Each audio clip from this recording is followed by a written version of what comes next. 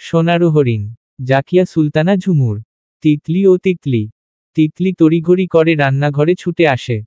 মাজেদা বেগম আরেকবার ডাকতে গিয়েও মেয়েকে দেখে থেমে যায়। কি আম্মা? পিঠা দিছি, খেয়ে স্কুলে যা তাড়াতাড়ি। তিতলি চুপচাপ বসে পড়ে। তার মা বাবা খুব রাগী, এক কথা দুইবার বলা পছন্দ করে না, দুইবার বলা মানেই ধমক আর রাগারাগি। তিতলি শান্ত মেয়ে, সে রাগারাগি পছন্দ করে না। সে পিঠা খেয়ে চুপচাপ প্রস্তুত হয়ে স্কুলের উদ্দেশ্যে বেরিয়ে যায়। বাড়ি থেকে স্কুলে যেতে 10 মিনিট লাগে, কিন্তু সে আগে প্রাইভেট পড়তে যায়। স্কুলের পথের উল্টো পাশেই মোস্তাক স্যারের বাড়ি, স্যারের কাছে উচ্চতর গণিত পড়ে। এবার সে নিউ 10-এ। 15 মিনিট হাঁটার পরেই সে স্যারের এক রুমের দালানের সামনে গিয়ে উপস্থিত হয়। পেছনের দিকে তাকিয়ে ছেলেটার দিকে তাকায়। 1 সপ্তাহ ধরে ছেলেটা ভোর সকালে তাদের বাড়ির সামনে গিয়ে দাঁড়ায়।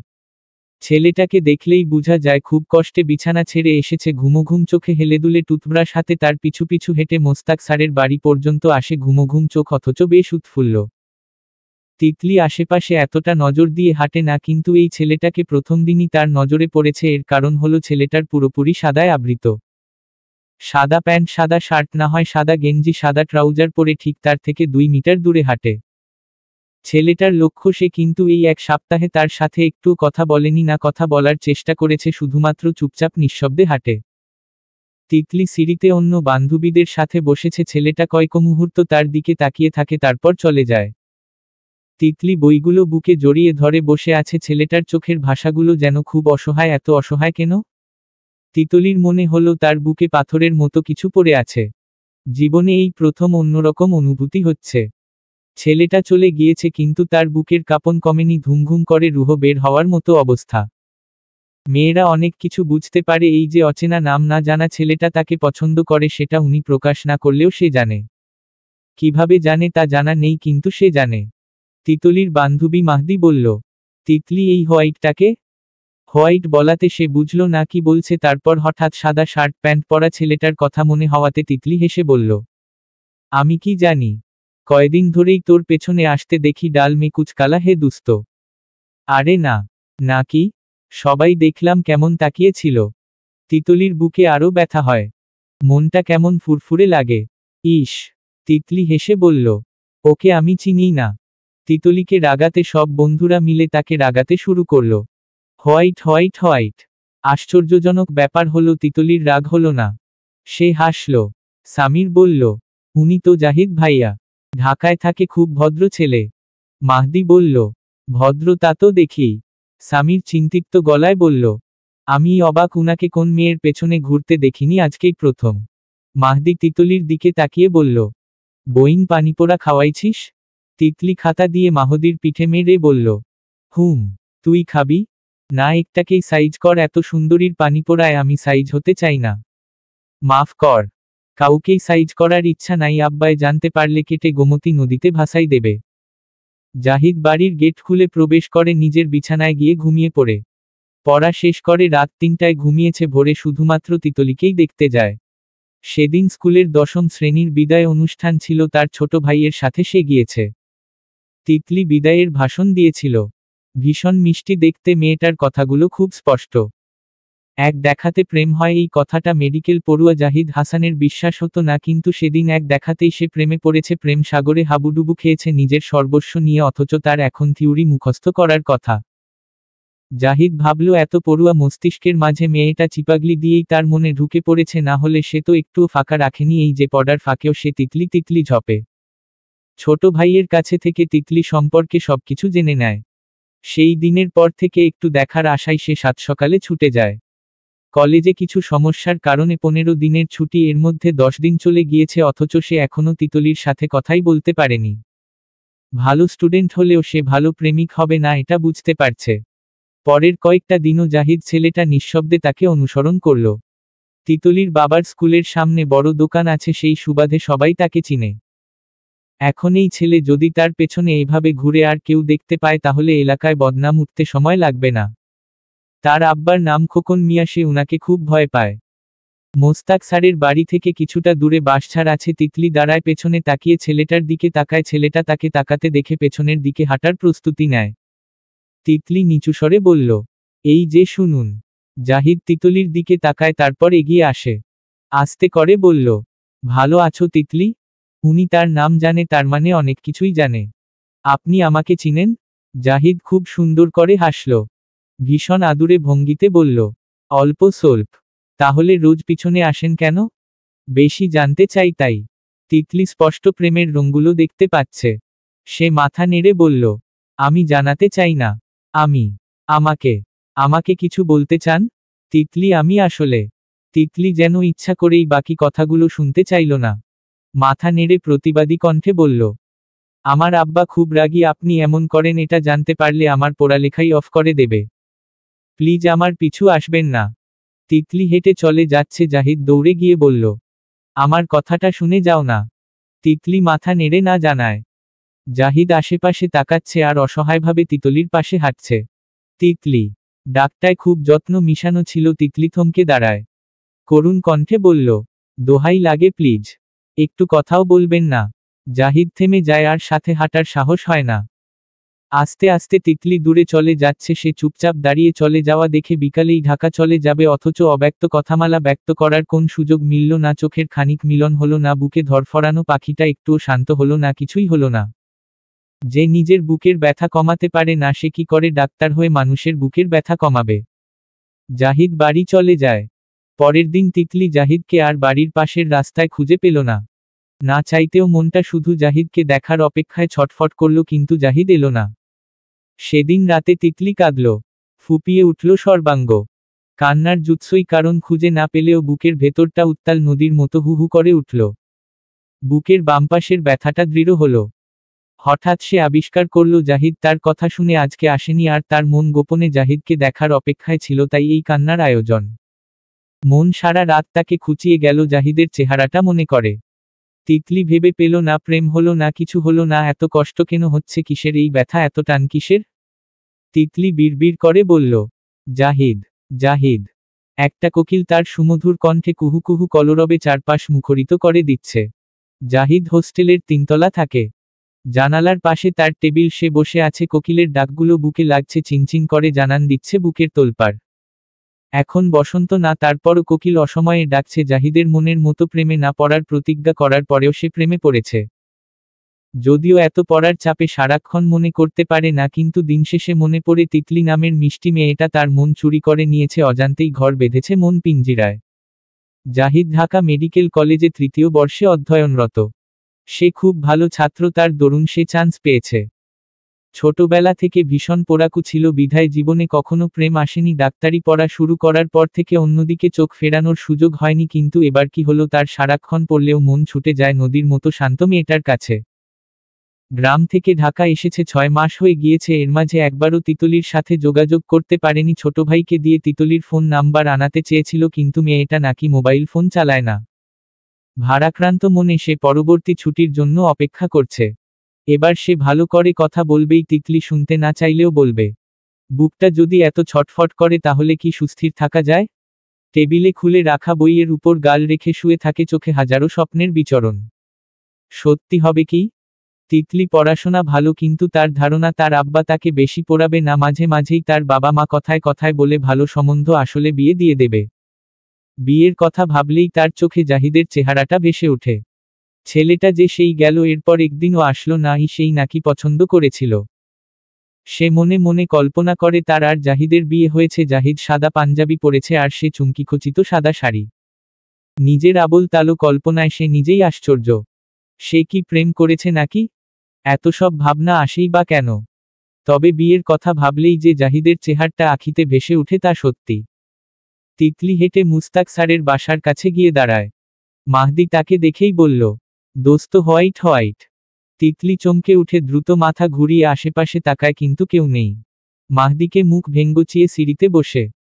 সেদিনের পর থেকে তার সব ফ্রেন্ডরা তাকে হোয়াইট বলে ডাকে, যদিও সে রাগী ভাব প্রকাশ করে, কিন্তু সত্যি কথা হচ্ছে এই ডাকটা শুনতে তার ভালোই লাগে। হঠাৎ কেমন মন ফুরফুরে হয়ে যায়। তারপর আবার তার আব্বা আম্মার নিষেধাজ্ঞার কথা মনে পড়ে যায়। উনাদের এক কথা, প্রেম করা যাবে না। প্রেম করে শুনলেই তেজ্য করে দিতে দেরি করবে না। সে তার আব্বা আম্মাকে কষ্ট দিতে চায় না, কিন্তু তিতলি বুঝতে পারে সে কারো অপেক্ষা করছে, চাতক পাখির মতো তাকিয়ে থাকে। সাদা পোশাক পরে কেউ গেলে ফিরে ফিরে তাকায়। সে গুনেছে 6 মাস 13 দিন হলো জাহিদের চলে যাওয়ার। সেদিনের পর আর দেখতে না পেয়ে কায়দা করে স্বামীরের সামনে বলেছে। যাক বাবা, ছেলেটা অবশেষে পিছু ছাড়ল। সামির অবাক হয়ে বলল, জাহিদ ভাই ঢাকা চলে গিয়েছে, বাড়ি আসলে আবার পিছু নিবে? সর ফাউল কথা। সামির হেসে বলল, কিছু না কইরা না বইলাই সোনারহরিণ পটাই ফেললা কেমনে মামা?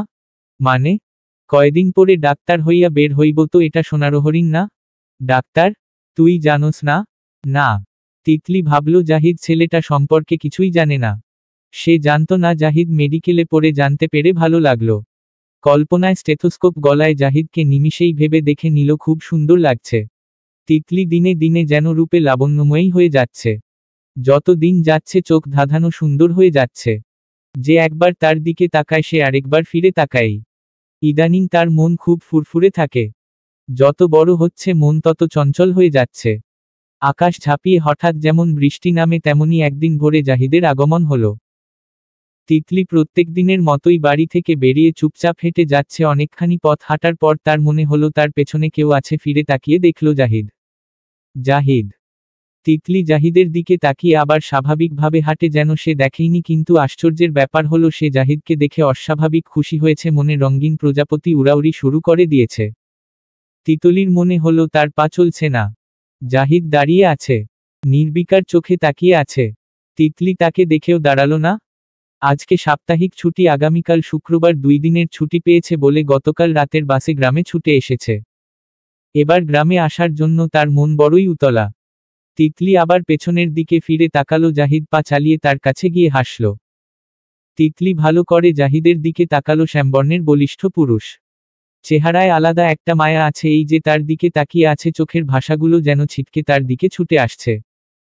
তিতলি জাহিদকে ভালো করে দেখে বুঝতে পারল জাহিদ সুদর্শন। তিতলি আশেপাশে তাকালো, কেউ নেই। জাহিদ বলল, কেমন আছো তিতলি? তিতলির গলায় যেন কথা আটকে গিয়েছে। মাথা নেড়ে বলল, ভালো। জাহিদ নিজেও নার্ভাস, মাথা চুলকে বলল, পড়ালেখা হচ্ছে? জি। আমাকে চিনতে পেরেছ? মনে আছে আমাকে? তিতলি ভাবল তাকে ভুলবে কি করে। সে মুচকি হাসল, তারপর সম্মতিসূচকভাবে মাথা নাড়ল। তার নিঃশব্দে উত্তর দেখে জাহিদ হাসল। সহজ গলায় বলল, আমাকে মনে পড়েছে? তিতলি চমকে তাকালো। এত সোজাসাপটা প্রশ্ন করে কেউ? এর উত্তর কি দেবে? সে জাহিদের দিকে তাকালো, টের পেল হৃৎপিণ্ড ইতোমধ্যে ধীমধিম করে লাফাচ্ছে। এমন হচ্ছে কেন? সে এমন চায় না, কিন্তু মনটা বড়ই বেসামাল। সে উঠতে চায়, সঙ্গী হিসেবে জাহিদকে চায়। কি লজ্জার কথা!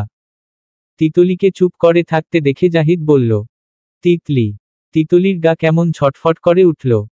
জাহিদ আবার বলল, আমি তোমাকে খুব মিস করেছি। তিতলি বলল, কেন? জাহিদ হাসল, কিন্তু উত্তরটা দিল না। সে পাল্টা প্রশ্ন করল, 3 মাস পরে তোমার পরীক্ষা প্রস্তুতি কেমন? তিতলি মাথা নাড়ল, ভালো। আমি বাড়িতে বেশি দিন থাকতে পারবো না। তোমার ফোন নাম্বারটা পেতে পারি? সব সময় ফোন দেব না, মাঝে মাঝে একটু কথা বলবো কিংবা মেসেজ। তিতলি মাথা নেড়ে বলল, না। না কেন? এমনি। জাহিদ বুঝতে পারল সমস্যাটা কোথায়। এলাকার বড় ভাই হিসাবে দাও। তিতলি অবাক হয়ে বলল, বড় ভাই? জাহিদ হাসল, আব্বা আম্মা জানতে পারলে আমার পড়ালেখা বন্ধ করে দেবে। কিভাবে জানবে? আমি তো সারাক্ষণ ফোন দেব না। তোমাকে মনে পড়লে দেব। কেন ফোন দেবেন? আর মনেই বা পড়বে কেন? আমি জানি এর কারণ তোমাকে বুঝাতে হবে না, ইতোমধ্যেই তুমি জানো, ঠিক না? তিতলির হঠাৎ তার মা বাবার করা কথাগুলো মনে পড়ে। নরম তুলোর মতো মন শক্ত হয়ে যায়। সে নিজেকে বুঝায় এটা মোহ, আর কিছুই না। বাবা মাকে কষ্ট দিলে চলবে না। 2 দিনের চেনা জাহিদের জন্য 17 বছরের চীনা বাবা মাকে কষ্ট দেওয়ার প্রশ্নই আসে না। সে কঠোর কণ্ঠে বলল, আমি বুঝতে চাই না। আপনি প্লিজ আমার পিছু করা ছেড়ে দিন। আপনি এমন পেছনে ঘুরলে আমি ভালো থাকতে পারছি না। প্লিজ আমায় ভালো থাকতে দিন। আমি এটা। তিতলি তাকে থামিয়ে বলল, আমি কিছুই শুনতে চাই না। বুঝেন না কেন আপনি? জাহিদ চুপচাপ তিতলির দিকে তাকিয়ে আছে, চোখে কষ্টের আনাগোনা স্পষ্ট। তিতলির অনুভূতি স্পষ্ট, অথচ প্রথম মনে হয়েছিল তার অনুভূতির সাথে মেয়েটা জড়িত, কিন্তু সে ভুল। সে হঠাৎ তিতলির উচ্চতর গণিত বই খুলে কলম দিয়ে নিজের ফোন নাম্বারটা লিখে বলল, কখনো যদি মনে হয় খারাপ আছো তাহলে ফোন দিও। দিবে তো? তিতলি মাথা নাড়ে, অর্থাৎ দেবে না? জাহিদের কণ্ঠস্বর কেঁপে উঠল, আমি অপেক্ষায় থাকব। তিতলি আর দাঁড়ালো না। জাহিদের খুব কষ্ট হলো। বুকটা মুচড়ে এলো, প্রথম ভালোবাসা ছিল যে। মানুষের প্রথম ভালোবাসা হৃদয় সবসময় আঁচড় কাটে। তিতলি তার অনুভূতি জানতো, তাই তো এভাবে না করে দিল। আচ্ছা, মেয়েটা কি জানে না জাহিদ তাকে কতটা ভালো রাখবে? জানে না, বোধ হয় জানলে এত সুখ উপেক্ষা করার সাধ্ধিকার? মেয়েটা কি বোকা, নাকি তার কপাল খারাপ? তিতলি প্রাইভেট পড়ে আর স্কুলে গেল না, সোজা বাড়িতে চলে আসলো। তার মা আমেনা জিজ্ঞেস করলে বলল পেট ব্যথা। তিতলির কষ্ট বুঝি বিশাল আকাশটাও বুঝতে পারল, তাই তো হু হু করে আকাশ কাঁপিয়ে বৃষ্টি নামল। তার মা রান্নাঘরে রান্নায় ব্যস্ত, ঘরে কেউ নেই। তিতলি হু হু করে কেঁদে উঠল। কান্নার শব্দ যেন বাহিরে না যায় সেজন্য মুখে হাতচাপা দিয়ে দিল। জাহিদের অনুভূতি তার কাছে স্পষ্ট, কিন্তু সে যে নিরুপায়। তার আব্বা খুব রাগী মানুষ, এসব জানতে পারলে একদম মেরে ফেলবে। তাছাড়া তাকে মা রবে যেমন তেমন তার আম্মাকে মেরে ফেলবে। সে ছোটবেলা থেকেই দেখে আসছে 19-20 হলেই সব রাগ তার মায়ের গায়ের উপর দিয়ে যায়। সে ভয় কুকড়ে উঠল, বুকটা ব্যথায় টনটন করে উঠল। তার আম্মার মোবাইলটা টেবিলের উপরে, তার ইচ্ছা হলো মোবাইলটা হাতে নিয়ে জাহিদকে ফোন দিতে আর বলতে, শুনুন, আপনার সাথে কথা বললে আমি খারাপ থাকি না, খুব ভালো অনুভব করি। আমি এসব বলতে চাইনি। তিতলি ফুপিয়ে উঠে কান্নার শব্দ, টিনের চালে বৃষ্টির ঝমঝম শব্দ মিলেমিশে একাকার।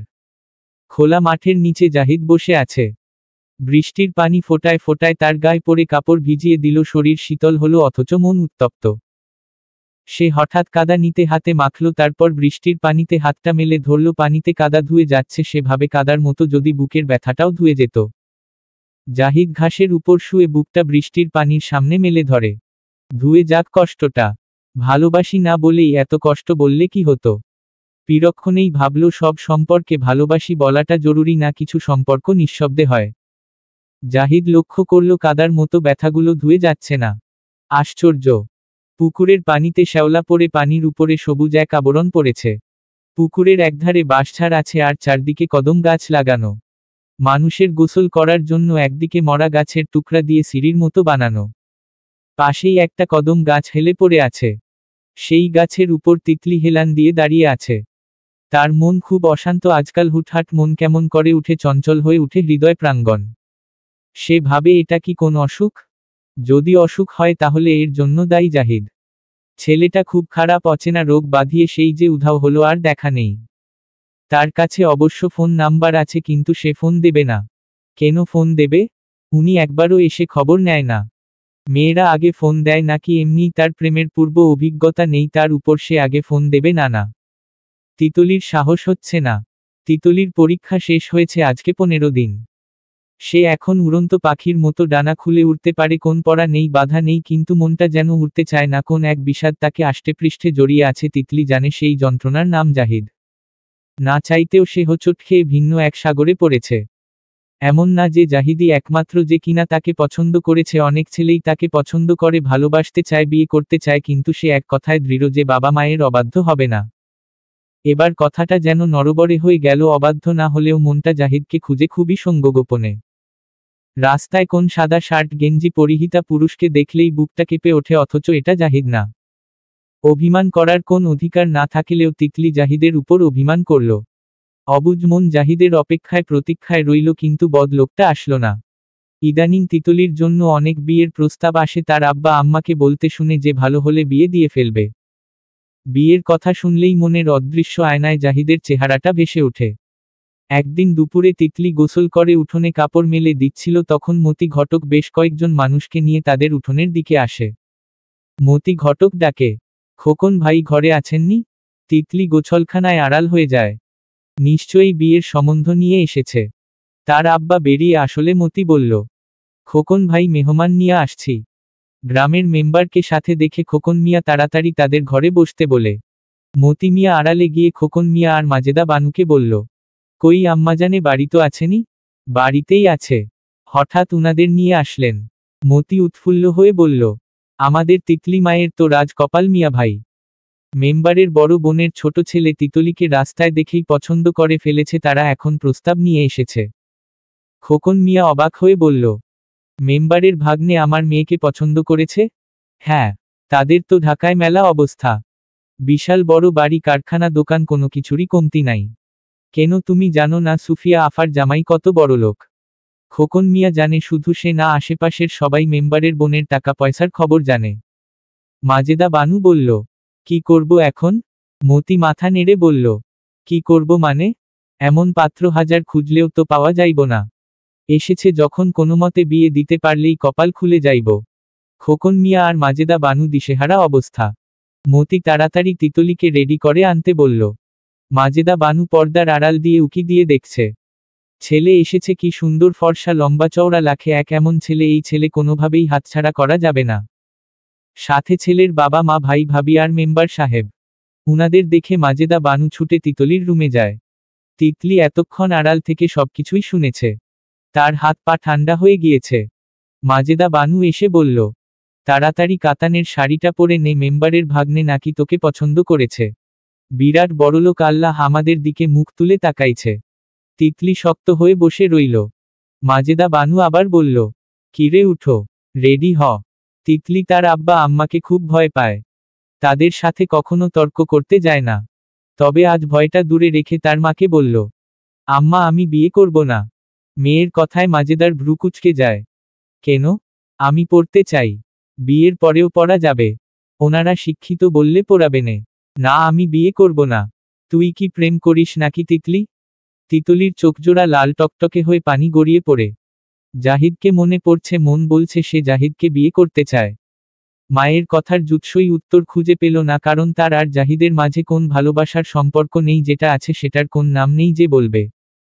তবে জাহিদ তার পুরোটা জুড়ে আছে, মনে হয় সে তার বুকের ভেতরে বসবাস করে।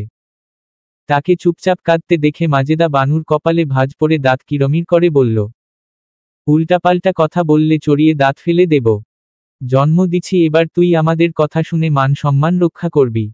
তিতলি মাথা নেড়ে প্রতিবাদ করে বলল, বিয়ে দিও আম্মা, কিন্তু পরে দাও এত তাড়াতাড়ি কেন? এবার খোকন মিয়া আসে চোখ পাকিয়ে বলল, কখন বিয়ে দেব এটা আমরা বুঝি। এত ভালো পাত্র আর পাওয়া যাইব না। তারপর স্ত্রীর দিকে তাকিয়ে বলল, ছেলেটারে দেখছ? মনে হয় হাতে বানাইছে, এত সুন্দর। তিতলির দিকে তাকিয়ে বলল, তাড়াতাড়ি রেডি হ। আরেকবার যদি বলা লাগে তাইলে ভালো হইব না কিন্তু। তিতলির কান্না করা ছাড়া আর কোন উপায় রইল না। পাত্রপক্ষের সামনে গিয়ে বসার পরে সে কাঁপছিল, কারো দিকে তাকানোর সাহস পেল না। ছেলের নাম রাসেল। একটা সুন্দরী মহিলা তাকে এটা সেটা জিজ্ঞেস করে, এক পর্যায়ে দুজনকে একা কথা বলতে দেয়া হয়। একা কথা বলার নিয়ম হলেও সাথে সুন্দর করে মহিলাটাও যায়। কথাবার্তায় তিতলি বুঝতে পারে উনি পাত্রের ভাবি। দুজনের খুব ভালো সম্পর্ক মনে হয়। রাসেল তিতলিকে অনেক কিছুই জিজ্ঞেস করে, তিতলি সবকিছুর উত্তরই সুন্দর করে দেয়। এক পর্যায়ে রাসেল তার ভাবিকে বলল, পারফেক্ট। সিদ্ধান্ত নেয়া হলো আজকে রাতেই বিয়ে হবে। উনারা তাদের ব্যবসা বাণিজ্য রেখে এসেছে, একবার এই শুভ কাজটা সেরে ফেলতে চাচ্ছে। তাদের কাজে বুঝাই যাচ্ছে খুব তাড়া।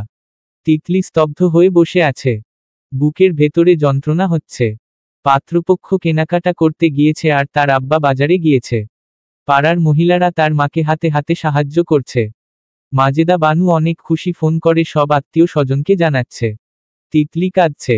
বারবার জাহিদের হাসিমুখটা চোখে ভেসে উঠছে। সন্ধ্যার পরে মাজেদা বানু রান্নায় ব্যস্ত হয়ে যায়, মোবাইলটা তখন অনাদরে টেবিলের উপর পড়ে আছে। তিতলি অনেকক্ষণ মোবাইলটার দিকে তাকিয়ে থাকে। তারপর উঠে গিয়ে উচ্চতর গণিত বইয়ের পাতা থেকে গোটা গোটা অক্ষরে লেখা নাম্বারটায় চোখ ভুলিয়ে ফোনে ডায়াল করে। শেষবার না হয় সে ফোন দিল, শেষবারের মতো মানুষটার কণ্ঠটা শুনল। কাপা কাপা হাতে তিতলি ফোনটা কানে ধরে। রিং হচ্ছে আর তিতলির কান্নার পরিমাণ বাড়ছে। জাহিদের তখন ক্লাস পরীক্ষা চলছে, সে পড়ছিল। তখনই বিরক্তিকর শব্দে মোবাইলটা জানান দেয় কেউ তাকে মনে করেছে। Unknown number. সে মোবাইলটা কানে ঠেকিয়ে বলল, হ্যালো। তিতলি কেঁপে উঠে। কত মাস পরে কণ্ঠটা শুনল। জাহিদ। জাহিদ কণ্ঠটা নিমিষেই চিনতে পারল। সে চেয়ার থেকে দাঁড়িয়ে গেল। অবিশ্বাস্য চোখে ফোনের দিকে তাকিয়ে উত্তেজনাভরা কণ্ঠে বলল, তিতলি তুমি তুমি কেমন আছো? তিতলির বলতে ইচ্ছে হলো, আমি ভালো নেই জাহিদ। সে বলল, আপনি বাড়ি আসেন না কেন? তুমি আমায় মিস করেছো তাই না? তিতলি সত্যি করেই বলল, হ্যাঁ। বাড়ি আসলেন না কেন? জাহিদের বুকটা কাঁপছে। তিতলি সব অপ্রত্যাশিত কথাবার্তা বলছে। পড়ার খুব চাপ, সেজন্য সুযোগ করতে পারছি না। এই শুক্রবারেই আসবো ওকে। তিতলির কান্নাটা বড় বেহা শব্দ ছাড়া বেরোচ্ছে না। সে কান্নাজৃত গলায় বলল, আচ্ছা। তিতলির কান্নামাখা কণ্ঠ জাহিদ বুঝতে পেরে বলল, তুমি ভালো আছো তিতলি? তিতলি কিছুক্ষণ চুপ করে থেকে বলল, আজ আমার বিয়ে। কি? কিছুক্ষণ পরেই বিয়ে হবে? জাহিদ অবিশ্বাস্য গলায় বলল, কি বলো? পাগল হয়ে গেলে নাকি? এত তাড়াতাড়ি কেন বিয়ে হবে? আমার পড়া তো এখনো শেষ হয়নি তিতলি, আমার জন্য অপেক্ষা কর প্লিজ, আমি আসছি। তিতলি ফুপিয়ে উঠল, সশব্দে কেঁদে বলল, আমি বিয়ে করতে চাই না। জাহিদ কি বলবে কি করবে বুঝতে পারল না। তিতলি শুনতে পেল পাত্রপক্ষ চলে এসেছে। তিতলি বলল, জাহিদ আর কখনো কথা হবে না। ভালো থাকবেন। জাহিদ ভীষণ কাতর গলায় ডাকল, তিতলি। তিতলি ততক্ষণে ফোন রেখে দিয়েছে। বিছানার চাদর আঁকড়ে ধরে ফিসফিস করে বলল, আপনাকে খুব ভালোবাসি জাহিদ। সেটা বলা হলো না, কখনোই বলা হবে না ভালোবাসি। জাহিদ সোজা হয়ে বিছানায় শুয়ে আছে, অস্বাভাবিকভাবে শ্বাস নিচ্ছে। তার অবস্থা দেখে তার বন্ধুরা অবাক। আসিফ বলল, কিরে? জাহিদ কোন কথা বলে না, হাত দিয়ে বুকটা স্পর্শ করে রেখেছে। আর হা করে শ্বাস নিচ্ছে। এবার সবাই এগিয়ে এলো। আসিফ বলল, জাহিদ? জাহিদ কি হলো, এমন করছিস কেন? এবার জাহিদ আর নিজেকে আটকাতে পারল না, পুরুষ হয়ে ভীষণ লজ্জার কাজটা করে ফেলল, সশব্দে হাউমাউ করে চিৎকার করে উঠল। পুরুষের কান্না খুব ভয়ঙ্কর হয়। দুই প্রান্তে দুজন কাঁদছে, অথচ তাদের মাঝে ভালোবাসার কোন সম্পর্ক হয়নি, বলা হয়নি ভালোবাসার কথা, চুক্তি করা হয়নি একসাথে থাকার, তারপরও একে অপরের খুব প্রিয়। প্রশস্ত বিছানায় তিতলি বসে আছে। চারদিকে চোখ ভুলিয়ে বুঝতে পারে উনারা আসলেই বিরাট ধনী। তার ভয় লাগছে, কি হবে ভাবতেই গলা শুকিয়ে যাচ্ছে। অচেনা মানুষ, অচেনা পরিবেশ।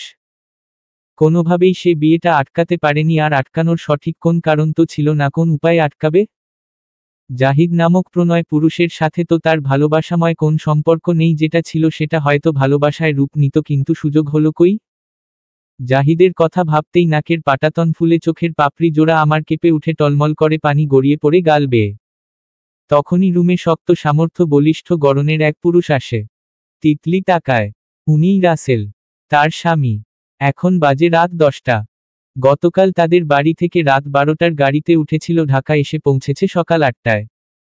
তারপর রাসেল কোথাও গিয়েছিল, কারণ তিতলি তাকে আর দেখেনি। এসেছে রাতে। রাসেল তিতলির দিকে তাকিয়ে বলল, ও মা, আমার বউ দেখি কাঁদে। এখনো কান্না শেষ হয়নি? তিতলি লজ্জা পেল, মাথা নিচু করে চোখের পানি মুছল। তখনই রুমে আসলো রুম্পা ভাবি। তিতলি সারাদিন উনার সাথেই ছিল, উনি নেহাত ভালো মানুষ। তিতলির মনে হয়েছে রুম্পা ভাবি এই সংসারে থাকলে তার আর কোন সমস্যা হবে না।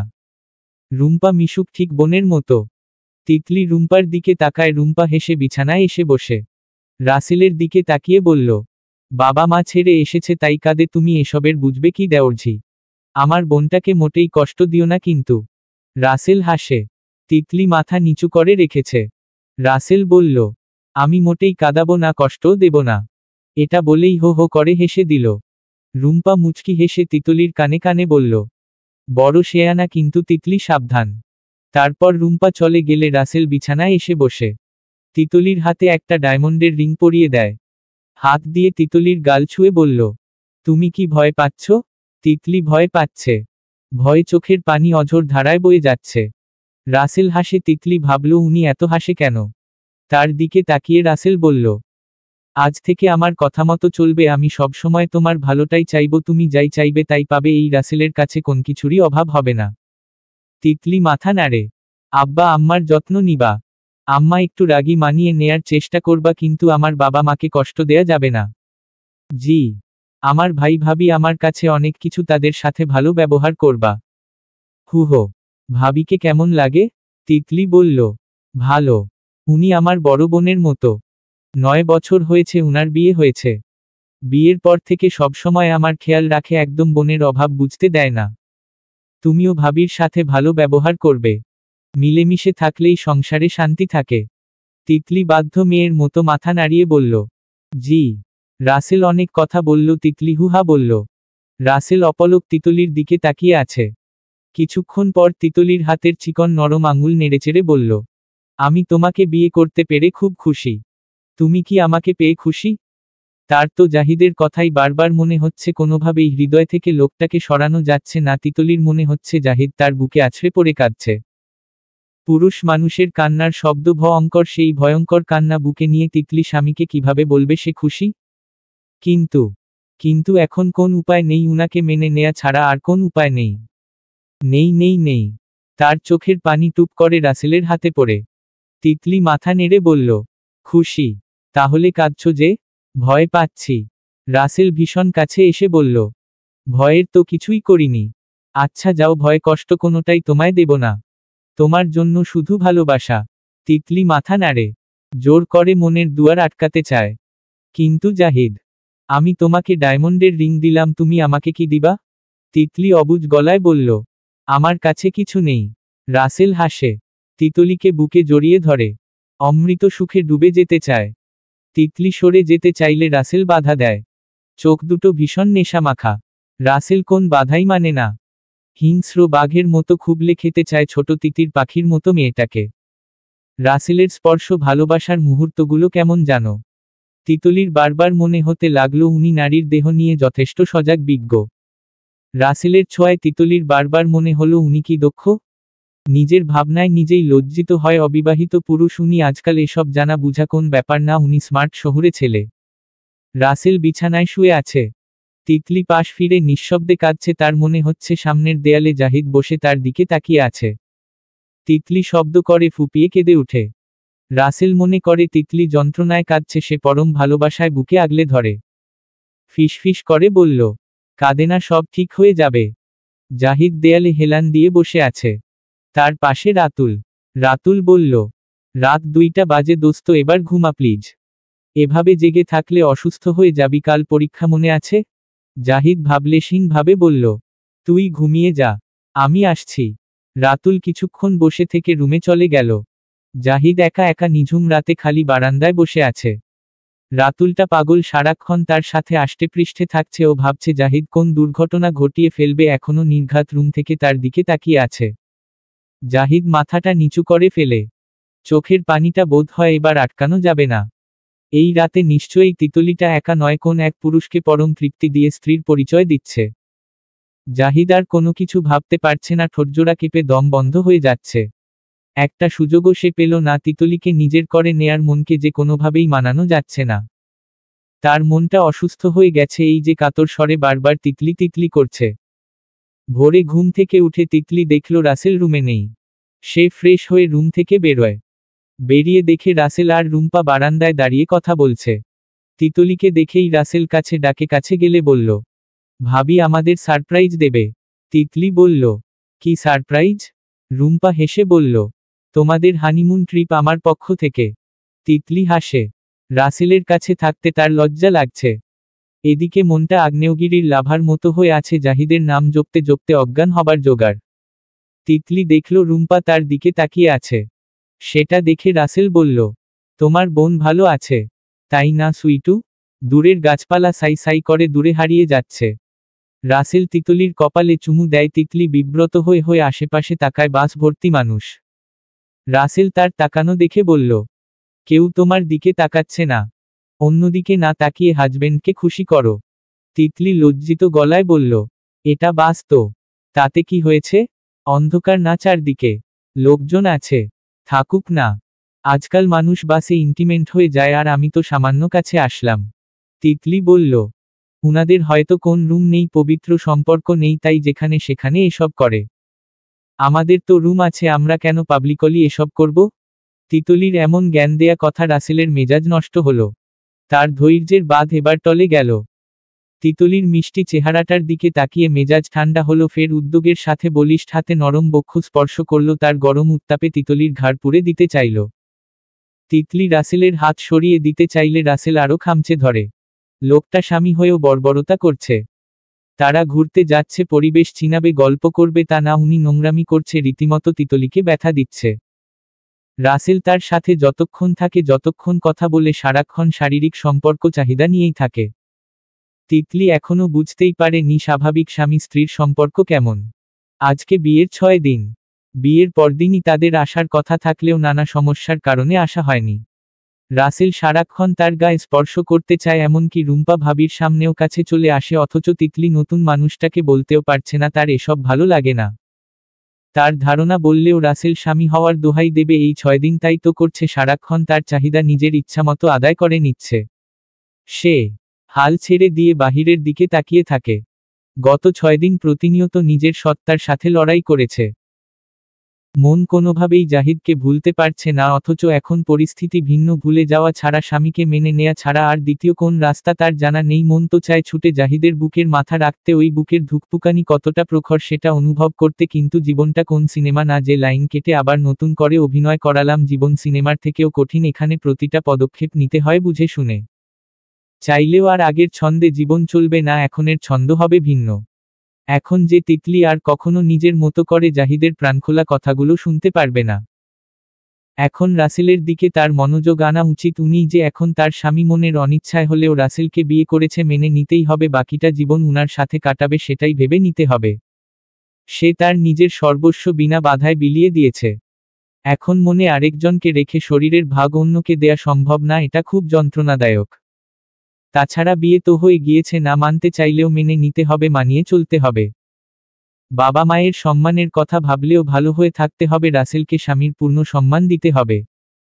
তিতলি কথাগুলো ভাবতে ভাবতেই পানিতে টলটল করে উঠে চোখজোড়া। সে রাসেলের প্রতি সৎ থাকবে, আজ থেকে জাহিদকে ভুলে যাবে। একবার বসন্ত এসে জাহিদ নামের কোকিল মন আঙ্গিনায় ডেকেছিল, সেটা ভুলে যাবে, কারণ সে সৎ থাকতে চায়। তিতলি নিঃশব্দে কাঁদে। পাশের লোকটার কোন হেলদোল নেই। সে নিজের মতো আছে, উনাকে তার কোন কিছুই ছুতে পারে না। ঘনিষ্ঠ মুহূর্তে তিতলি চিৎকার করলেও তার কিছু যায় আসে না, নিজের কর্ম আরামদায়ক হলেই হলো, বউয়ের কিছু হলেই বাকি।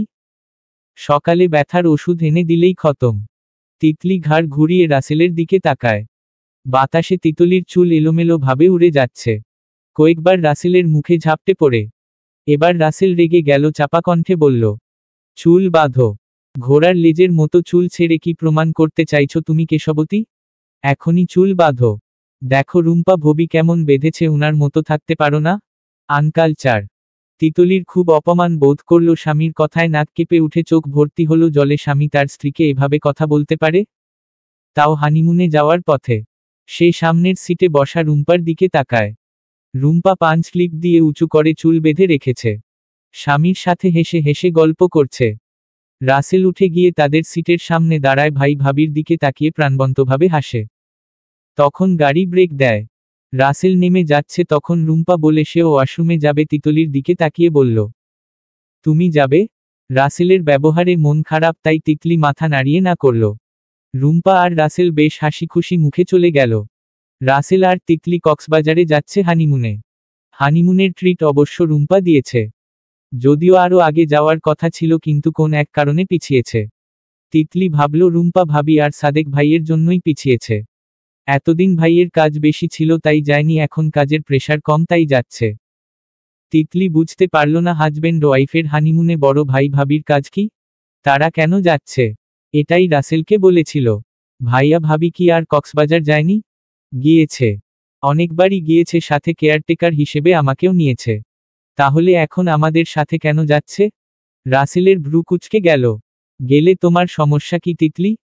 তাছাড়া উনারা উনাদের টাকা দিয়েই যাচ্ছে, ইভেন আমাদেরও ট্রিট দিচ্ছে। আগে যতবারই গিয়েছে আমাকে সাথে নিয়েছে, তাই এবার আমাদের সাথে যাচ্ছে। তোমার তো দেখি মন পরিষ্কার না। চিফ মাইন্ডের মেয়ে। তিতলি হতভম্ব হয়ে বলল, না না, আমি এটা বুঝাতে চাইনি। কি বুঝাতে চাও? আর তুমি বুঝালে আমি বুঝবি বা কেন? কোন চেটের বা ল? রাসেলের কথার ধরনে তিতলি হতবাক হয়ে যায়। মনে মনে নিজেকে বুঝায় দোষটা তারই ছিল। উনারা সাথে যেতেই পারে। তারপরও তিতলির কাছে ব্যাপারটা ভালো লাগলো না, কিন্তু মুখে আর একটাও রা করল না। মনে পড়েছিল মায়ের কথা, মা বলেছে স্বামীর সাথে কোন তর্ক করা যাবে না, যা বলে তাই শুনতে হবে। উনারা খুব ধনী যে এই বিয়ে তো তার 7 জন্মের ভাগ্য। তিতলি এখনো বুঝতে পারেনি আসলে কেমন ভাগ্য। পুরনো কথা ভাবতে ভাবতেই রাসেল আর রুম্পা চলে আসে। রুম্পা তার হাতে একটা ক্লিপ দিয়ে বলল, আমার ভাইটাকে জ্বালিও না গো। তিতলি চোখ গোল গোল করে তাকিয়ে ক্লিপটা হাতে নেয়। উনি কিভাবে তাদের চুলের ব্যাপারে জানল? নিশ্চয়ই রাসেল বলেছে। স্ত্রীর এই সামান্য কথাটা ভাবির কাছে বলতে হয়? ব্যাপারটা তিতলির পছন্দ হলো না। হোটেলে তাদের রুম পাশাপাশি ছিল। যেতে যেতে রাত হয়ে যাওয়ার আর কেউ বেরোয়নি। সকালে ঘুম থেকে উঠে তিতলি আবিষ্কার করল রাসেল বিছানায় নেই। সে খুঁজে রুমের কোথাও পেল না, ঘড়িতে টাইম দেখল 8:30। কক্সবাজারের সূর্য উঠা নাকি খুব সুন্দর, সে তো মিস করে ফেলল। রুম্পাকে জিজ্ঞেস করবে বলে রুম থেকে বেরিয়ে আসে। তখনই লিফট থেকে বেরিয়ে আসে রাসেল আর রুম্পা। তিতলি চুপচাপ তাকিয়ে আছে। রাসেল কাছে এসে জড়িয়ে ধরে। ঘুম ভাঙল আমার বউয়ের। তিতলি বলল, আপনারা কোথায় গিয়েছিলেন? রাসেল বলে, ভাবির নাকি ভোরের সূর্য দেখতে ইচ্ছে হয়েছে তাই নিয়ে গেল। তিতলি এবার বলল, আমিও তো দেখতে চেয়েছিলাম, আমাকে নিলেন না? রুম্পা হেসে বলল, আমি রাসেলকে বলেছিলাম কিন্তু তুমি নাকি ঘুমাচ্ছ, তোমার ডিস্টার্ব করা উচিত না তাই জাগায়নি। তিতলি আর কোন কথা খুঁজে পেল না। হানিমুনে এসে বউ রেখে ভাবিকে নিয়ে সকাল উপভোগ করতে গিয়েছে যে পুরুষ, তার সাথে আর কি বলা যায় সেটা তিতলির আক্কেলে আসলো না। এর পরের 2টা দিন রাসেল ব্যালেন্স রেখে চলেছে, কারণ তিতলি আর রুম্পা দুজনেই ছবি উঠাতে চায়, রাইডে উঠতে চায়। সাদেক ভাই শান্তশিষ্ট মানুষ, রুম্পা ভাবির সাথে তাল মিলাতে পারে না, তাই রাসেলকেই সব দেখাশোনা করা লাগছে। এই ব্যাপারগুলো খুবই নর্মাল হলেও তিতলির চোখে বাঁধল। রুম্পা এমনিতে যথেষ্ট ভালো মানুষ, কিন্তু তার স্বামীর হাত ধরে পিক তুলা পানি দিয়ে দুষ্টামি করা, ছুটাছুটি একদম ভালো লাগছে না। সে ভাবল স্বামী নিয়ে সে বুঝি বেশ পজেসিভ হয়ে যাচ্ছে। তারা তো একে অপরকে ভাই বোনের চোখেই দেখে, তাই না? আজকে হোটেলে তাদের শেষ রাত। সারাদিন ঘোরাফেরা করেছে বলে তিতলি তাড়াতাড়ি ঘুমিয়ে যায়। রাত 11টার দিকে পানির পিপাসায় গলা শুকিয়ে তার ঘুম ভেঙে যায়। উঠে লক্ষ্য করে রাসেল বিছানায় নেই। সে রুম থেকে বেরিয়ে আসে। কি মনে করে রুম্পাদের দরজায় নক করে। মিনিট 2-1 পরে দরজা খুলে রাসেল। রাসেলকে রুম্পার রুমে দেখে তিতলির শুকানো গলা এত বেশি গুকায় যে সে হা করে শ্বাস নেয়। এত রাতে আপনি এখানে কেন? রাসেল রুম্পার দিকে তাকায়। সে লুডুঘরের সামনে বসে আছে, চেহারায় রাগের প্রতিফলন স্পষ্ট। তিতলি উনার মনের ভাবটা ঠিক ধরতে পারছে না। ছোট বাচ্চারা কোনো কিছু না পেলে যেমন রাগ করে, উনাকেও ঠিক তেমন মনে হচ্ছে। রাসেল বলল, তুমি তো সেই কখন ঘুমিয়ে গেলে। আমরা 3জন লুডু খেলছিলাম। হঠাৎ ভাবির ইচ্ছা হলো সে কাঁকড়া ভাজা খাবে। তাই ভাইয়া কাঁকড়া আনতে গিয়েছে। অহ আচ্ছা, আপনি এত ঘেমেছেন কেন? এই রুমের এসি কি নষ্ট? রাসেল হাত দিয়ে গলার ঘাম মুছে, তার শার্টের উপরই ঘামের দাগ স্পষ্ট। সে বলল, ভাবির নাকি ঠান্ডা লাগে তাই এসি বন্ধ ছিল। তিতলি দেখতে পায় এসি চলছে আর রুম্পার গলার কাছে ঘামে লেপ্টে কিছু চুল গলায় লেগে আছে। তখন সাদেক ভাই আসে। উনি বেশ হাঁপিয়ে গিয়েছে। 1.5 ঘন্টা ধরে খুঁজে তোমার প্রিয় কাঁকড়া খুঁজে পেলাম। তিতলি বিস্ফোরিত চোখে রাসেল আর তিতলির দিকে তাকালো। 1.5 ঘন্টা ধরে ভাইয়া নিচে, তাহলে উনারা এতক্ষণ এই বন্ধ রুমে একা ছিল? একা? তিতলির বুকটা ব্যথায় টনটন করে উঠল। রাসেল তাকে নিয়ে রুমে গেলেও তিতলি আর কোন কথা বলতে পারল না। মনের কিনারে নানান কথার মেলা বসেছে। সে মনকে বারবার বুঝাচ্ছে তারা ভাই বোন, কিন্তু মন এসবের তোয়াক্কা না করে। সে তাকে আঙুল দিয়ে যুক্তি দেখিয়ে দিচ্ছে তারা ভাই বোন না, তারা দেবর ভাবি। দেবর ভাবি কখনো ভাই বোন হতে পারে না। নিজের মনের এমন কুৎসিত চিন্তাভাবনা তিতলি লজ্জিত হল। সে কি ভাবছে এসব? ফিরে আসার পথে রাসেল তিতলির অভাবনীয় খেয়াল রাখতে চাইল, নানা গল্পের আসর জমাতে চাইল, কিন্তু তিতলি সাড়া দিল না। অল্পবয়সী মেয়ে মানুষ, তার সাথে ঘটে যাওয়া ব্যাপারগুলো খুব বিশ্রীভাবে মনে প্রভাব ফেলেছে। চুপচাপ বসে এটা সেটা ভাবছে আর সূক্ষ্মভাবে রাসেলকে উপেক্ষা করছে। রাসেল তার উপেক্ষাটুকু বুঝতে পারে। কথার ছলে নবাববধূর রাগের অন্ত্যকরণ করতে চায়, কিন্তু তিতলি যেন পণ করেছে, সে কোন কথা বলতেই ইচ্ছুক না। রাসেল যখন খুব বেশি কথা বলতে মরিয়া, তখন তিতলি ঘুমানোর ভান ধরে মটকা মেরে পড়ে থাকে। রাসেল আর কথা বাড়ায়নি, চুপচাপ থেকেছে। বাসায় আসার পরে রাসেলের ব্যবহার আমূল পরিবর্তন ঘটে গেল। তিতলির সাথে সারাক্ষণ এটা সেটার গল্প, আদুরে স্পর্শ, নতুন প্রেমিক প্রেমিকা যুগলের মতো আহ্লাদিকনা কথাবার্তা। রুম্পার সাথে যথেষ্ট দূরত্ব রেখে চলা, এক কথায় বলা যায় তাদের দুজনকে এখন ভাই বোনের সম্পর্ক বলেই মনে হয়। তিতলি খেয়াল করেছে রুম্পা আর রাসেল আগের মতো রসিকতা করে না। তিতলি খুশি হয়, কারণ সে চায় রাসেল রুম্পার সাথে এতটা ফ্রি না থাকুক। সব সম্পর্কেই একটা সীমাবদ্ধতা আছে, সেটা লঙ্ঘন করাই ভয়াবহ। রাসেল তিতলির মতো মেয়ের মনোভাব খুব সহজেই বুঝতে পারে। এই মেয়েকে নাচাতে তার হাতের ইশারাই যথেষ্ট। পাখি যেভাবে উড়তে চায় সে তাকে সেভাবেই উড়াবে। আজকাল তিতলি বুঝতে পারে রাসেল তার প্রতি পূর্ণ মনোযোগী।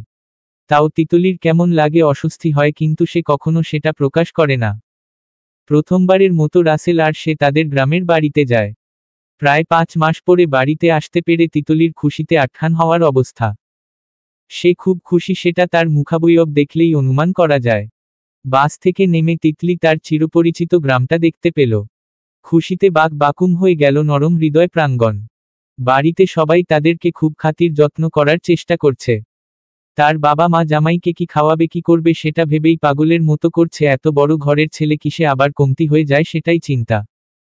তিতলি মনে মনে হাসে, রাসেলকে দুনিয়ার সব সুখ এনে দিলেও সে তার মা আর ভাবির কাছে দোষ বলবেই। এই দুনিয়ায় যারা ধনী অঢেল টাকা পয়সার মালিক তাদেরকে কোনো কিছু দিয়েই খুশি করা যায় না, কারণ তাদের চোখ বড় চোখ, কোনো কিছু দিয়েই পরিবর্তন করা যায় না। আশেপাশের সবকিছু তাদের কাছে সবসময় ছোটই মনে হয়। রাসেল বেশ গম্ভীর ভাব নিয়ে চলাফেরা করে। এই গম্ভীর কথাবার্তা আর চাহনির কারণে তার আব্বা আম্মা কোন কথা বলার সাহস পায় না। তিতলি অবাক হয়ে তাদের দেখে। মেয়ের জামাই নাকি ছেলের মতো হয়, কিন্তু এই মেয়ে জামাই যখন বিশাল ধনী হওয়ার কারণে দরিদ্র বাবা মা জামাইয়ের সাথে কোন কথা বলারই সাহস পায় না, তখন ধনী জামাইয়ের থেকে মধ্যবিত্ত মিশুক জামাইই শ্রেয়। তিতলির ভালো রেজাল্ট এসেছিল, সে এখন কলেজে ভর্তি হতে চায়। এই ব্যাপারে রাসেলের কাছে বললে রাসেল বলে, আর পড়ালেখা করে কি করবে? তিতলি অবাক হয়ে রাসেলের দিকে তাকিয়ে থাকে। একটা শিক্ষিত মানুষ এমন কথা কিভাবে বলছে? কিন্তু আপনারা বলেছিলেন আমাকে পড়াবেন। তুমি কি চাকরি করবে? পড়ালেখা কি চাকরি করার আশায় করে? শোন তিতলি, একজন গৃহিণী তার সন্তানদের পড়াতে পারলেই হলো। আমার ধারণা তুমি ছেলে মেয়ে পড়াতে পারবে, সুতরাং এর বেশি পড়ার দরকার নেই। যুক্তি শুনে তিতলির চোখ পানিতে টলমল করে উঠে। কথার ধরনে বোঝা যাচ্ছে তাকে সামনে আর পড়তে দেয়া হবে না। তিতলি মিনতি করে বলল, শোনেন, আমি নিজের জন্য পড়তে চাই, আর পড়ার কি দরকার সেটাই তো বুঝি না। তিতলি অনেক অনুনয় বিনয় করে স্বামীকে মানানোর চেষ্টা করল, কিন্তু রাসেল কোনোভাবেই মানে না। তিতলি শেষ পর্যন্ত রাসেলের পা ধরে বসে থাকে। পড়ালেখা নিয়ে তার কত স্বপ্ন, সে এভাবে পড়ালেখা ছেড়ে দেবে? শেষ পর্যন্ত রাসেল বাসায় ফোন করে কিসব কথা বলে তারপর তিতলিকে বলল যে এক শর্তে পড়তে পারবে, সে যা বলবে তাই শুনতে হবে। তিতলি মাথা ঝাঁকিয়ে বুঝালো, যা বলবেন তাই শুনব। ওকে। তিতলি তখনও ফ্লোরে বসে আছে। এপাশের রুম থেকে তার বাবা মা জানতেও পারল না মেয়ের বর্তমান অবস্থা। কত অনুরোধ করে রাজি করালো তার স্বামীকে। তারা শুধু মেয়ের সুখের বর্ণনাই দেখবে। তিতলি কলেজে মানবিক বিভাগে ভর্তি হলো। তারা গ্রামে 4 দিন থেকে ঢাকা ফিরে আসলো। ঢাকায় আসার পরে তিতলির সময় ভালোই কাটছিল, কিন্তু রুম্পা আর রাসেলের চোখে চোখ রেখে হাসা, বারান্দায় একসাথে বসে গল্প করা ঠিকই চলছিল। তিতলি নিজেকে বুঝালো তারা আসলেই ভাই বোনের মতোই চলাফেরা করে। সে নিজেই একটু বেশি ভাবছিল, মনের সন্দেহগুলো দূরে পাঠিয়ে দেয়। তিতলি সবে মাত্র ইন্টারমিডিয়েট ফার্স্ট ইয়ারের এক্সাম দিয়েছে। টানা 2 মাস সে গ্রামে ছিল। এর আগেও সে গ্রামে গিয়েছিল কলেজের কাজে। রাসেল স্বইচ্ছায় তাকে যেতে দিয়েছে, বরঞ্চ তার যাওয়ার সময় রাসেল যেন আরও বেশি প্রাণবন্ত থাকত। বাবার বাড়িতে থাকাকালীন তিতলি খেয়াল করে রাসেল তার প্রতি আগ্রহ প্রকাশ করে না। স্ত্রী দূরে থাকলে স্বামীরা সাধারণত স্ত্রীকে মিস করে, কিন্তু রাসেলের কোন খবরই নেই। সে তিতলিকে দিন 5 পরে ফোন দেয়, সেটাও মিসকল দেওয়ার পরে। তাছাড়া স্বামী স্ত্রীর যে মোহাব্বত তা তাদের দুজনের মাঝে নেই। মোট কথা, তার প্রতি রাসেলের কোন আকর্ষণই নেই। তিতলির মনে পড়ে সেদিনের কথা, যেদিন রাসেল প্রথম তার গায়ে হাত তুলেছিল। তিতলি রুম্পার সাথে কাজ করছিল, তখন তিতলির হাতের গরম তেল ছিটকে রুম্পার হাতে বেশ খানিকটা পুড়ে যায়। তিতলি খুবই ঘাবড়ে যায়। বারবার সে রুম্পার কাছে ক্ষমা চায়, রুম্পা যদিও কিছু বলেনি। রুমে যাওয়ার পরে রাসেল এই ব্যাপারে জিজ্ঞেস করে বলল, সাবধানে কাজ করতে পারো না? সাবধানেই ছিলাম, কিন্তু হঠাৎ ভাবি এদিকে আসাতেই তেলটা উনার হাতে পড়ল। ভাবির হাতটা কি হয়েছে দেখছো? আমি তো ইচ্ছা করে করিনি। রাসেল ক্ষিপ্ত হয়ে তার দিকে তেড়ে আসে। মুখে মুখে তর্ক কর কেন? আমি। তিতলির মুখের কথা ভাষায় প্রকাশ হওয়ার আগেই রাসেল ভীষণ জোরে তার গালে এক থাপ্পড় দিয়ে দেয়। বলিষ্ঠ রাসেলের আঘাতে তিতলি ছিটকে দূরে সরে যায়। ঠোঁট কেটে রত আসে। হতভম্ব তিতলি বিস্ময় নিয়ে তাকানো ছাড়া আর কিছুই করতে পারে না। রাসেল রুম ছেড়ে বেরিয়ে যায়, ফিরেও তাকায় না তিতলির কি হলো, অথচ ভাবির জন্য ঠিকই বার্ন ক্রিম আনতে ফার্মেসিতে চলে গেল। তিতলি বুঝতেই পারল না তার কি অপরাধ ছিল, কি কারণে তাকে আঘাত করা হলো। ছোট তিতলি বুঝতেই পারল না সে রাসেলের কোথায় আঘাত করেছে, আসলে বুঝার কোন উপায় নেই। তখন তাদের বিয়ের মাত্র 21 দিন। 21 দিনের মাথায় স্বামীর আঘাতের চিহ্ন তার গালে। তিতলি ভাবল, ধনীরা কি এভাবেই আঘাত করে? তার বাবা মাকে কি জানানো উচিত যে ধনী স্বামীর কাছে মেয়ে কত সুখে আছে? তিতলি কাউকে কিছুই বলেনি, সে চুপ থেকেছে আর বুঝতে পেরেছে রাসেলের তার কাছে চাওয়া পাওয়া মাত্র রাতে নিজ কর্ম হাসিল হওয়ার পরে সে আর ফিরেও তাকায় না। তিতলি ঝং ধরা জানালার শিক ধরে দাঁড়িয়ে আছে। বিবাহিত নারীর যে আহ্লাদীপনা করার জায়গা থাকে তার সেটা নেই, সে মনে প্রাণে চাইছে রাসেলকে নিজের করে নেয়ার, স্বামীকে নিজের করে নেয়া তার কর্তব্য, কিন্তু রাসেল এই লোক তাকে আপন ভাবে না, সে গ্রামে থাকলেই যেন তার ভালো। এই সব ব্যাপার তিতলির খুব দৃষ্টিতে আটকায়। স্বামীরা কি এমন হয়? গতকালই সে ঢাকায় এসেছে। রাসেল তাকে দেখে ভীষণ খুশি হয়।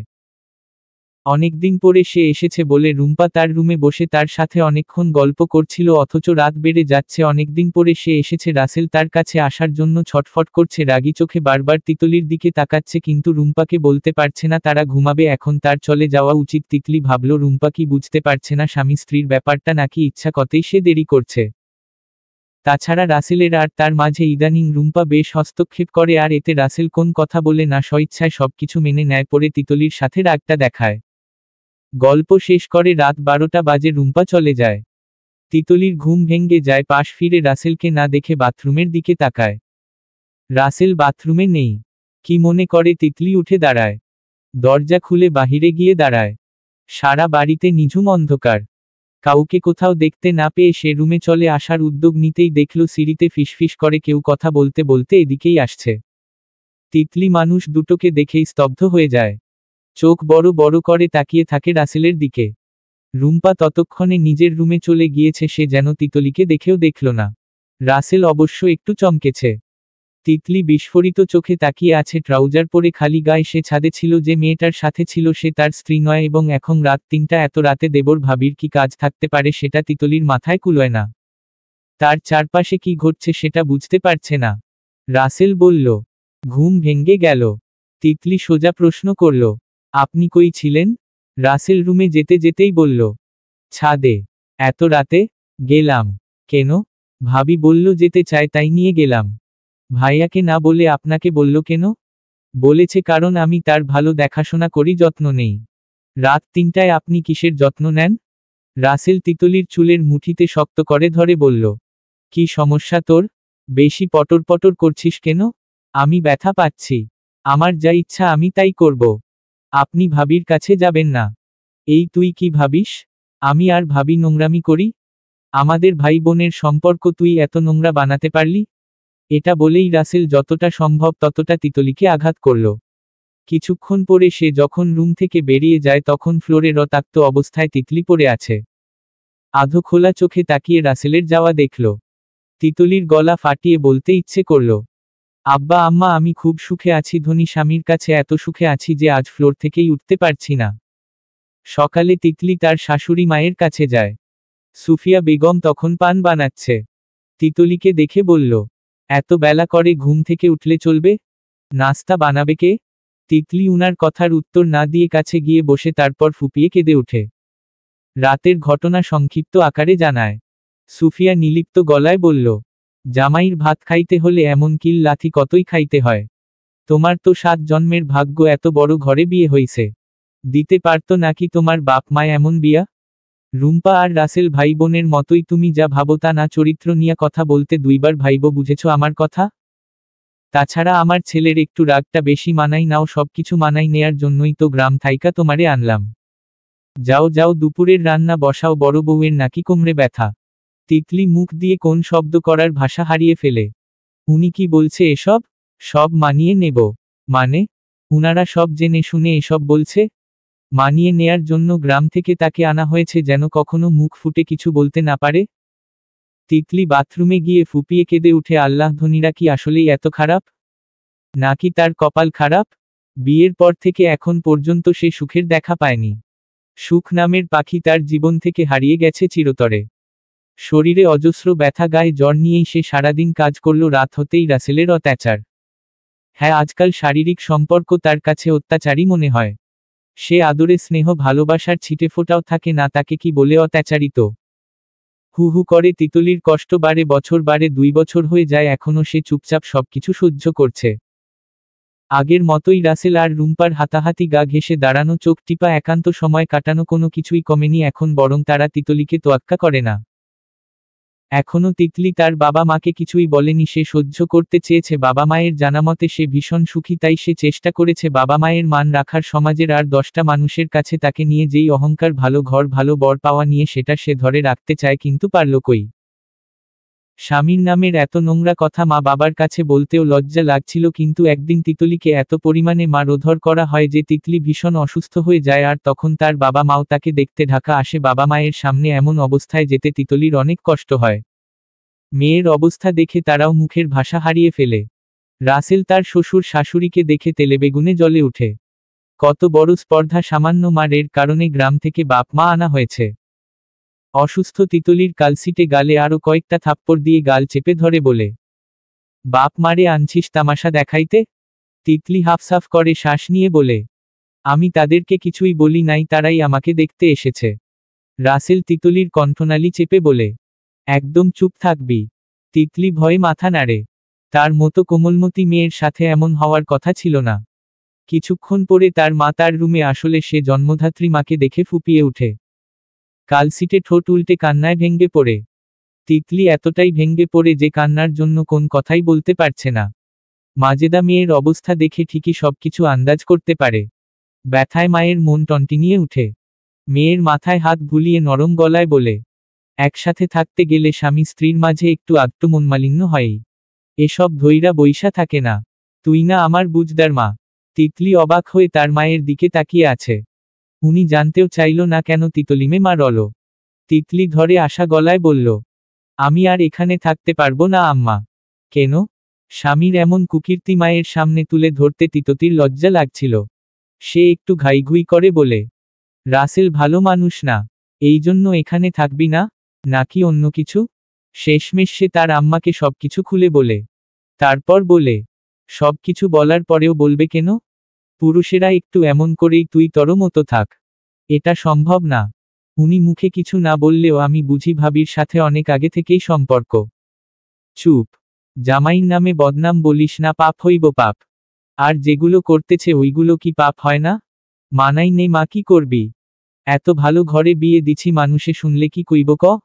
আম্মা আমি সহ্য করতে পারতেছি না। মানুষের শোনা না শোনায় কি হবে? সবাই জানে তুই কত সুখে আছিস। আমি তো সুখে নাই আম্মা। পাগল নাকি তুই? জামাই রাইতে তোর সাথে ঘুমায় না? টাকা পয়সা দেয় না? অঢেল সম্পত্তির মালিক হইয়া তুই বলছো সুখে নাই? টাকা হলেই কি সুখ আম্মা? তোমরা কেন বুঝনা? আমরাই বুঝি না? তুই তো আমাদের জন্ম দিছিস, তুইই সব বুঝিস। মানসম্মান শেষ করিস না। তিতলি ফুপিয়ে কেঁদে উঠে, আম্মা আমারে অনেক মারে। মানাই নে।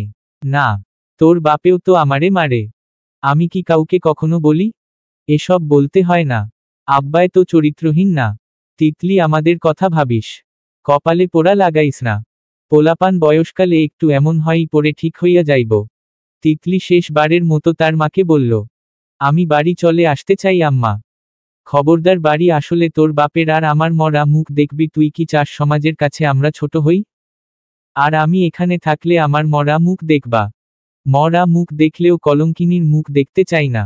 আমার থেকে সমাজের মানুষের জন্য এত টান? তিতলির মা চিরায়ত একটা বুদ্ধি দেয় যে বাচ্চা নিয়া নে, একটা বাচ্চা হইয়া গেলে দেখবি জামাইর মন ঘুইরা যাইব। তিতলি তার মায়ের এমন কথাবার্তায় ভাষা হারিয়ে ফেলে। তাদের কাছে মেয়ের সুখ দুঃখ আগে না হয়ে সমাজ আগে। তার জীবনের মূল্যের থেকে সমাজের কথাগুলোই বেশি মূল্যবান। এই যে তাদের বাবা মা মানুষের কাছে গর্ব করে বলে তিতলির স্বামীর বাড়ি এত বড়, এটা আছে ওটা আছে, অনেক কথা, তো সে যদি এখান থেকে চলে যায় তাহলে তাদের কথাগুলো হেলায় ফেলায় যাবে না? সমাজের মানুষের কাছে ছোট হবে না? তিতলি বারবার মরার কথাই বলে, কারণ তার মনে হয় রাসেল যেভাবে মারে যেকোনো মুহূর্তে তার মৃত্যু ঘটতে পারে। ঘড়ির কাঁটার মতো টিকটিক করে আরেকটা বছর ঘুরে। তার বিয়ের বয়স এখন 3.5 বছর। আগের কথা মনে হয়ে তিতলি চোখের পানি মুছে। তাকে এখন আর গ্রামে যেতে দেয়া হয় না। তার বাবা মা আসে। উনারা আসলে ভালো লাগে, কিন্তু সবাই তাদের সাথে যেমন খারাপ ব্যবহার করে এটা দেখেই ভালো লাগে না। উনাদেরকে সবাই কাজের মানুষের মতোই দেখে, এক কথায় উনাদের প্রতি কোনো আগ্রহ নেই, না আছে আত্মীয়তার টান। সবার এমন আচরণে তিতলির এত খারাপ লাগে যে ইচ্ছে করে বাবা মাকে বলে দেয় আর যেন না আসে। ইন্টারমিডিয়েট পড়ার পর তিতলিকে আর ভার্সিটিতে ভর্তি করানো হয়নি। বউ তো আর চাকরি করবে না, খালি খালি এতগুলো টাকা নষ্ট করার কোন মানে হয় না। এবার তিতলি হাতে পায়ে ধরেও কাউকে রাজি করাতে পারেনি। মাঝে মাঝে তিতলির মনে হয় সে একটা জেলখানায় আছে, খাবার খাচ্ছে, ঘুমাতে পারছে, এর বেশি কিছু নেই। মাঝে মাঝে শারীরিক নির্যাতনের শিকার হয়। তিতলি আজকাল স্পষ্ট বুঝতে পারে রাসেল আর রুম্পা শারীরিকভাবে মিলিত হয় একজন স্ত্রীর কাছে, এর চেয়ে ভয়াবহ মুহূর্ত বোধ হয় আর নেই। একদিন তিতলি রাসেলকে ঠান্ডা মাথায় বুঝাতে যায়। সে রাসেলকে খুব ভয় পায়, তারপরও সংসার টিকানোর জন্য একটু না হয় সাহস করল।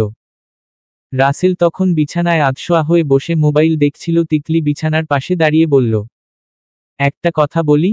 বলো। আপনার কি আমাকে ভালো লাগে না? রাসেল হাসে। মোবাইল দেখতে দেখতেই বলল, ভালো না লাগলে বিয়ে করেছি কেন? তিতলি মনে মনে অট্টহাসি হাসে। অনুচ্চারিত স্বরে বলে, আমাকে গোলাম বানাতে বিয়ে করেছিস, গরিব ঘরের মেয়ে, মুখে যেন রা করতে না পারি এই জন্য বিয়ে করেছিস। তোর অবৈধ সম্পর্ক আমার সামনেই চালানোর জন্য বিয়ে করেছিস। আগে না বুঝলেও এখন বুঝতে পারছি কিসের এত তাড়া ছিল সেদিন রাতেই বিয়ে করার। সে মুখে বলল, আপনি বলুন না আমি কিভাবে থাকলে আপনার ভালো লাগবে। আপনি সেভাবে বলবেন, আমি সেভাবেই থাকব। ন্যাংটা হয়ে থাকো সারাক্ষণ, তোমাকে দেখব। তিতলির চোখে পানি টলমল করে উঠে। রাসেল তার কথার গুরুত্ব কখনোই দেয়নি। আমি সিরিয়াস কথা বলছিলাম। আপনি যেভাবে বলবেন আমি সেভাবেই থাকব। তারপরও রুম্পা ভাবির দিকে যাবেন না প্লিজ। তিতলির কথায় রাসেল মোবাইল রেখে বজ্রাহত চোখে তাকায়। ঠোঁটের কোণে শয়তানির হাসি। তার মুখের ভাষা ইতোমধ্যে তুই শব্দে নেমে এসেছে। কি বলিস তুই? মাথা ঠিক আছে? তিতলি কোন কথা না বলে রাসেলের দিকে তাকিয়ে থাকে। রাসেল চোখ রাঙিয়ে বলল, আমি রুম্পার কাছে গেলে কি তোর জলে? তোর সাথে কি রাত কাটাই না? মজা দেই না? তাইলে তোর সমস্যা কি? টিনের ঘর থেকে এই আলিশান বাড়িতে নিয়ে এসেছি। চোখ দিয়ে কি সাপের 4 পা দেখিস? তিতলি তাকিয়ে থাকা ছাড়া আর কিছু করার নেই, কারণ রাসেল এখন তাকে মারবে। রাসেল বলল, কি চাস তুই? তিতলি আবারও সাহস করে বলল, আমি চাই আপনি আর কখনো রুম্পার কাছে না যান, আমার কাছেই থাকুন। রাসেল এগিয়ে এসে তিতলির গালটা দেয়ালের সাথে চেপে ধরে। পক পক তো ভালোই পারিস। রুম্পা আমার জান, ওরে নিয়া কোন কথা বললে তুই শেষ।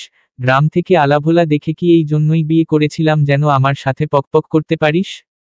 আমার সুখ, আমার রুম্পাকে নিয়ে কথা বলার সাহস তোকে কে দেয় ফকিন্নির বাচ্চা? তোর বাপের মুরদ আছে তোকে এমন পরিবেশে রাখার? আমি রাখতেছি আর তুই করিস পকপক। মুখটা চিরদিনের জন্য বন্ধ করে দেই? খাকিমা গি, আপনার মুখ দিয়ে এসব বলতে লজ্জা লাগে না? রাসেল সজোরে তিতলির মাথাটা দেয়ালে আঘাত করে। একবার, দুইবার, বারবার। তিতলি চিৎকার করে উঠল। সে জানে চিৎকার করেও কোন লাভ নেই, তাকে মেরে ফেললেও এই বাড়ির কোন লোক একটু ধরতেও আসে না, পাষাণ বাড়ির পাষাণ মানুষ। রাসেল বলল, আজকে রাতটা আমি রুম্পার কাছে থাকব। ওর আদরের চিৎকার তোকে শোনাবো, পারলে বা ল ছিরিস। রাসেল বেরিয়ে যায়। তিতলি ফ্লোরে বসে পড়ে। তার মাথাটা ঝিমঝিম করছে প্রচণ্ড ব্যথায়, অসহ্য। চোখেও ঝাপসা দেখছে। ফ্লোরে বসেই আহাজারি করে উঠে। সে রুম্পার থেকে সুন্দরী। রুম্পা আর তাকে একসাথে দাঁড় করালে তিতলি সবার নজর কাড়বে, কিন্তু সে রাসেলেরই নজর কাড়তে পারল না। এই জীবনে এর চেয়ে ব্যর্থতার আর কি হতে পারে? আসলে যে পুরুষ চরিত্রহীন হয় তার ঘরে চাঁদের মতো বউ থাকলেও কুকুরের মতো মুখ নোংরায় দেবেই। আজকাল রাসেল আরও বেপরোয়া হয়ে গেছে। পান থেকে সামান্য চুন খসলেই তিতলির উপর অমানবিক নির্যাতন চলে। এই তো আজ সকালের কথা, রুটিতে সামান্য লবণ বেশি হয়ে গিয়েছে তাই হটপট তিতলির দিকে ছুঁড়ে মারে। মোটাসোটা হটপট ছুটে এসে তিতলির পেটে পড়ে। হঠাৎ পেটে ভীষণ যন্ত্রণা হয়। ব্যথায় চিরিক দিয়ে উঠে। তিতলি মাগো বলে ককিয়ে উঠে বসে পড়ে আর সাথে সাথে ফ্লোরে ঢলে পড়ে। সবাই ব্যাপারটা স্বাভাবিকভাবেই নেয়। রাসেল উঠে এসে পা দিয়ে তিতলির পিঠে ধাক্কা দিয়ে বলে, এই উঠো, একদম ঢং করবি না। বেশি ঢং করলে লাথিয়ে ঘরছাড়া করব। কিন্তু তিতলি কোন ঢং না, সে আসলেই অজ্ঞান হয়ে গেছে। কোনোমতেই যখন তিতলির জ্ঞান ফিরছিল না তখন উপায় না পেয়ে তাকে হাসপাতালে নিয়ে যাওয়া হয়। সেখানে তারা এক চমকপ্রদ খবর পায়। সবাই কি খুশি হলো নাকি বেজার সেটা বোঝা গেল না। তিতলি সাদা বেডে শুয়ে নিঃশব্দে অশ্রু বিসর্জন দিতে থাকে। এমনিতেই তার কষ্টের সীমা নেই, সেই কষ্টের ভাগ নিতে আরেকজন আসছে। তিতলি তার ছোট পেটে হাত দেয়, এখানে নাকি 7 সপ্তাহের ছোট পাখি বেড়ে উঠছে। অথচ সে বুঝতেই পারেনি। অনিয়মিত পিরিয়ড হওয়ার কারণে পিরিয়ড বন্ধ, তারপরও তিতলি এটা ভাবেনি তার পেটে ছোট সোনা বেড়ে উঠছে। বাসায় আসার পর রাসেল তিতলির দিকে তাকিয়ে বলে, এখন থেকে সাবধানে থাকবা। বাবুর যেন কোন ক্ষতি না হয়। তিতলি মনে মনে হাসে। সে সাবধানে থাকলেও রাসেলের মারের চোট কি কমবে? তিতলির এত পরিমাণে বমি আর মাথা ঘুরানো হতো যে সে কিছুই খেতে পারত না। তারপরও সংসারের যাবতীয় কাজ তাকেই করতে হতো। তার উপর রাসেলের অত্যাচার। রাতের বেলা এমন পশুর মতো তাকে ঘুবলে ধরে, মনে হয় চামড়া খুলে নিয়ে আসবে। তিতলি হাসে, স্বামীরা কি এভাবেই আদর করে? জানা নেই রাসেল কখনো নমনীয়ভাবে তাকে আদর করেনি, না জানাতে চেয়েছে কোনটা তিতলির ভালো লাগে। আজকাল পেট ভারী হওয়ার কারণে আগের মতো আর রাসেলের মনমতো কিছুই করতে পারে না। তাছাড়া এই ভরা পেরেই রাসেল তাকে কিল, ঘুষি, থাপ্পড়, লাথি কোনোটাই কম দেয় না। সময় গড়িয়ে তিতলির 9 মাসে পড়ে। আজকাল নড়াচড়া করতেই কষ্ট হয়। তার উপর রুম্পা রাসেলকে উস্কিয়ে দেয়। তিতলি স্পষ্ট বুঝতে পারে রাসেল আর রুম্পা প্রতি রাতেই ইন্টিমেট করে, একসাথে গোসল করে। একজন স্ত্রীর জন্য এই মুহূর্ত যে কতটা ভয়ঙ্কর সেটা ভুক্তভোগী ছাড়া কেউই বুঝতে পারবে না। আজকেই রাসেল রুম্পার রুমে আছে। বড় ভাই ব্যবসায়ের কাজে বাহিরে, আর রাসেল তার বোন সমতুল্য ভাবিকে আদর দিতে ব্যস্ত। তিতলি দরজায় দাঁড়িয়ে তাদের কথাবার্তা শুনে। আদুরে শীতকার পুরুষালী স্বর সবকিছুর বুকটা ভেঙে দিচ্ছে। তার মা বলেছিল একটা বাচ্চা হলে সবকিছু ঠিক হয়ে যাবে, কিন্তু রাসেলের নষ্টামি আরও বেড়েছে। তিতলি আর সহ্য করতে পারল না।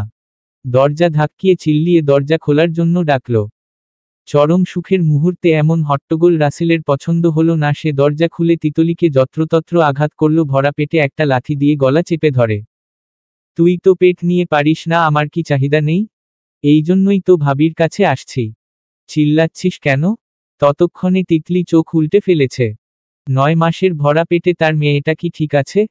বলিষ্ঠ পুরুষের এমন লাথি পেটে পড়ার পরে আদৌ কি বাচ্চাটা ঠিক আছে?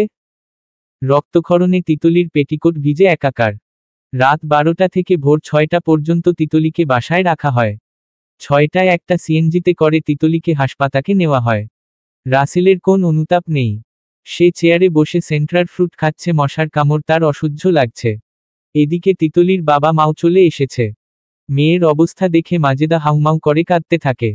তিতলি ব্যথায় অবশ হয়ে যাওয়া গলায় বলে, আম্মা, আমার মেয়ে তো নড়ে না কেন আম্মা? মাজেদা মুখে আঁচল চেপে কাঁদতে থাকে। তিতলি জানেও না পেটের মেয়েটা আর দুনিয়ার আলো দেখবে না, সে মরে গেছে। ডাক্তার কোনোভাবেই নর্মাল ডেলিভারি করতে সক্ষম হলো না। উনারা অভিভাবক হিসাবে রাসেলকে বলল, নর্মাল ডেলিভারি সম্ভব না, সি সেকশনে যেতে হবে। রাসেলের কোন চিন্তাই নেই। সে নীরস গলায় বলে, যা মন চায় করেন। খোকন মিয়া এতক্ষণ সবকিছু চুপচাপ দেখেছে। এবার উনি চেঁচিয়ে বলে, আমার মেয়ে কি গরু নাকি যা মন চাইবে করব? স্বামী হিসাবে কি তোমার কোন দায়িত্ব নাই? রাসেল হিসহিস করে তেড়ে আসে, দাঁতের সাথে দাঁত চেপে বলে, এই গলার সাউন্ড কম। তোর মেয়ের দোষে এই অবস্থা। আরেকবার গলার সাইন শুনলে সবকটারে লাশ বানিয়ে বাড়িতে পাঠাবো।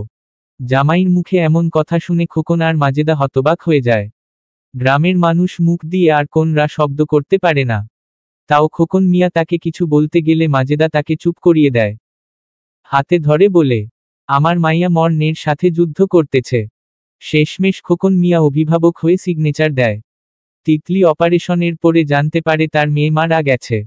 আহাজারিতে হাসপাতাল ভারী হয়ে যায়। রাসেলের পরিবার জানায় তারা আর এই মেয়েকে রাখবে না। 2 দিন 4 দিন হাসপাতালে থেকে সেখান থেকেই তিতলিকে গ্রামে মা বাবার সাথে পাঠিয়ে দেওয়া হয়।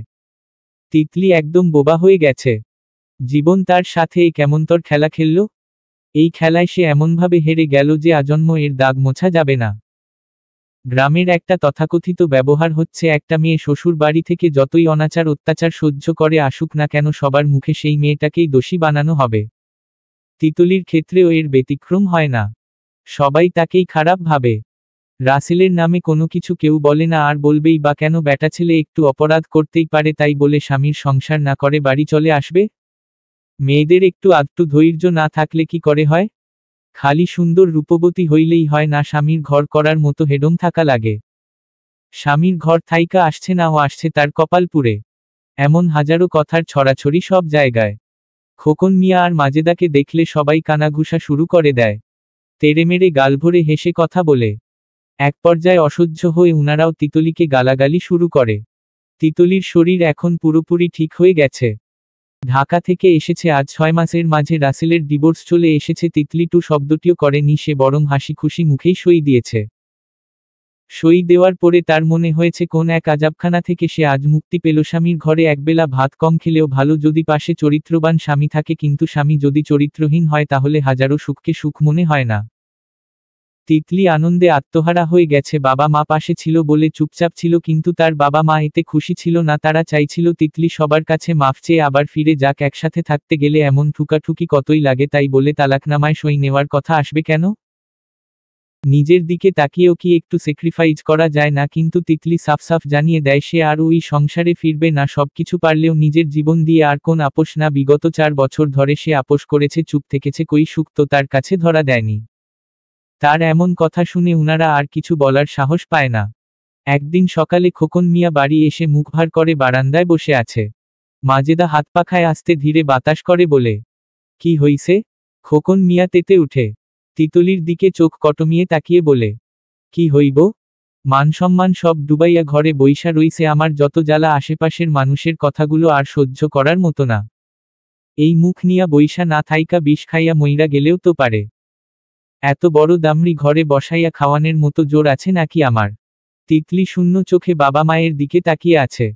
বাবার কথাগুলো বুকে সূক্ষ্ম সূচের মতো গিয়ে বিঁধছে। মাজেদা তিতলির দিকে নাখোশ হয়ে তাকিয়ে থাকে। খোকন মিয়া আবার বলে, এক হাতে তালি বাজে নাকি? দেখ গিয়া তোমার মাইয়াও কি না কি করছে। রাস্তাঘাটে বের হইলেই সবাই এসব কয়, তোমার মাইয়ার দোষ না থাকলে কি আর তালাক পায়? তিতলি রুমে চলে আসে। বিছানায় বসে ভেতরটা ভেঙ্গেচুরে আসে। আশেপাশের মানুষ তাকে দেখলেও নানান কিছু বলে, কিন্তু সে কখনোই কোনরা করে না। দেখা যাবে একটু তর্ক করলেই সবাই তাকে আরও অপবাদ দেবে। কি দরকার মানুষের সাথে তর্ক করার? কিন্তু মানুষের কথা বাদ, নিজের বাবা মাও যখন এসব কথা বলে তখন কেমন লাগে? সবাই না হয় তিতলির সম্পর্কে কিছু জানে না, রাসেল তার সাথে কেমন ব্যবহার করেছে সেটা জানে না, কিন্তু উনারা তো জানে। উনারাও কি এভাবেই কথা বলবে? তাহলে তিতলি কই যাবে? 7-5 ভাবতে ভাবতে সেদিন তিতলুর গা কাঁপিয়ে জ্বর আসে। দুপুর থেকে বিকাল অবধি জ্বরে বেসামাল অবস্থা। তিতলি আশা করেছিল তার বাবা মা একটু যত্ন নেবে, কিন্তু সে এখন তাদের এতটাই পর হয়ে গেল যে কেউ জানতেও চাইল না কি হয়েছে। বিকালের দিকে আর সহ্য করতে না পেরে তিতলি উঠে বসে কালো বোরকা গায়ে জড়িয়ে নেয়। মাজেদা উঠোন ঝাড়ু দিচ্ছিল, সে মাকে বলে, আম্মা শরীরে অনেক জ্বর, জুয়েল ডাক্তারের দোকানে যাব। মাজেদা কাজ করতে করতেই জবাব দেয়, যা। তুমি যাবে? না। তিতলি চুপচাপ হাঁটতে থাকে। আজকাল তিতলিকে দেখলে খুব মিষ্টি লাগে। যদিও চেহারায় আগের সেই কিশোরী ভাবটা নেই, কিন্তু দেখে কেউই বলবে না এই মেয়ের বিয়ে হয়েছিল। একটা মেয়ের জন্য 21 বছর, আর কি? কত মেয়ে আছে 21 বছরে বিয়েই হয় না, কিন্তু তার তো এই বয়সেই জীবন থমকে গেছে।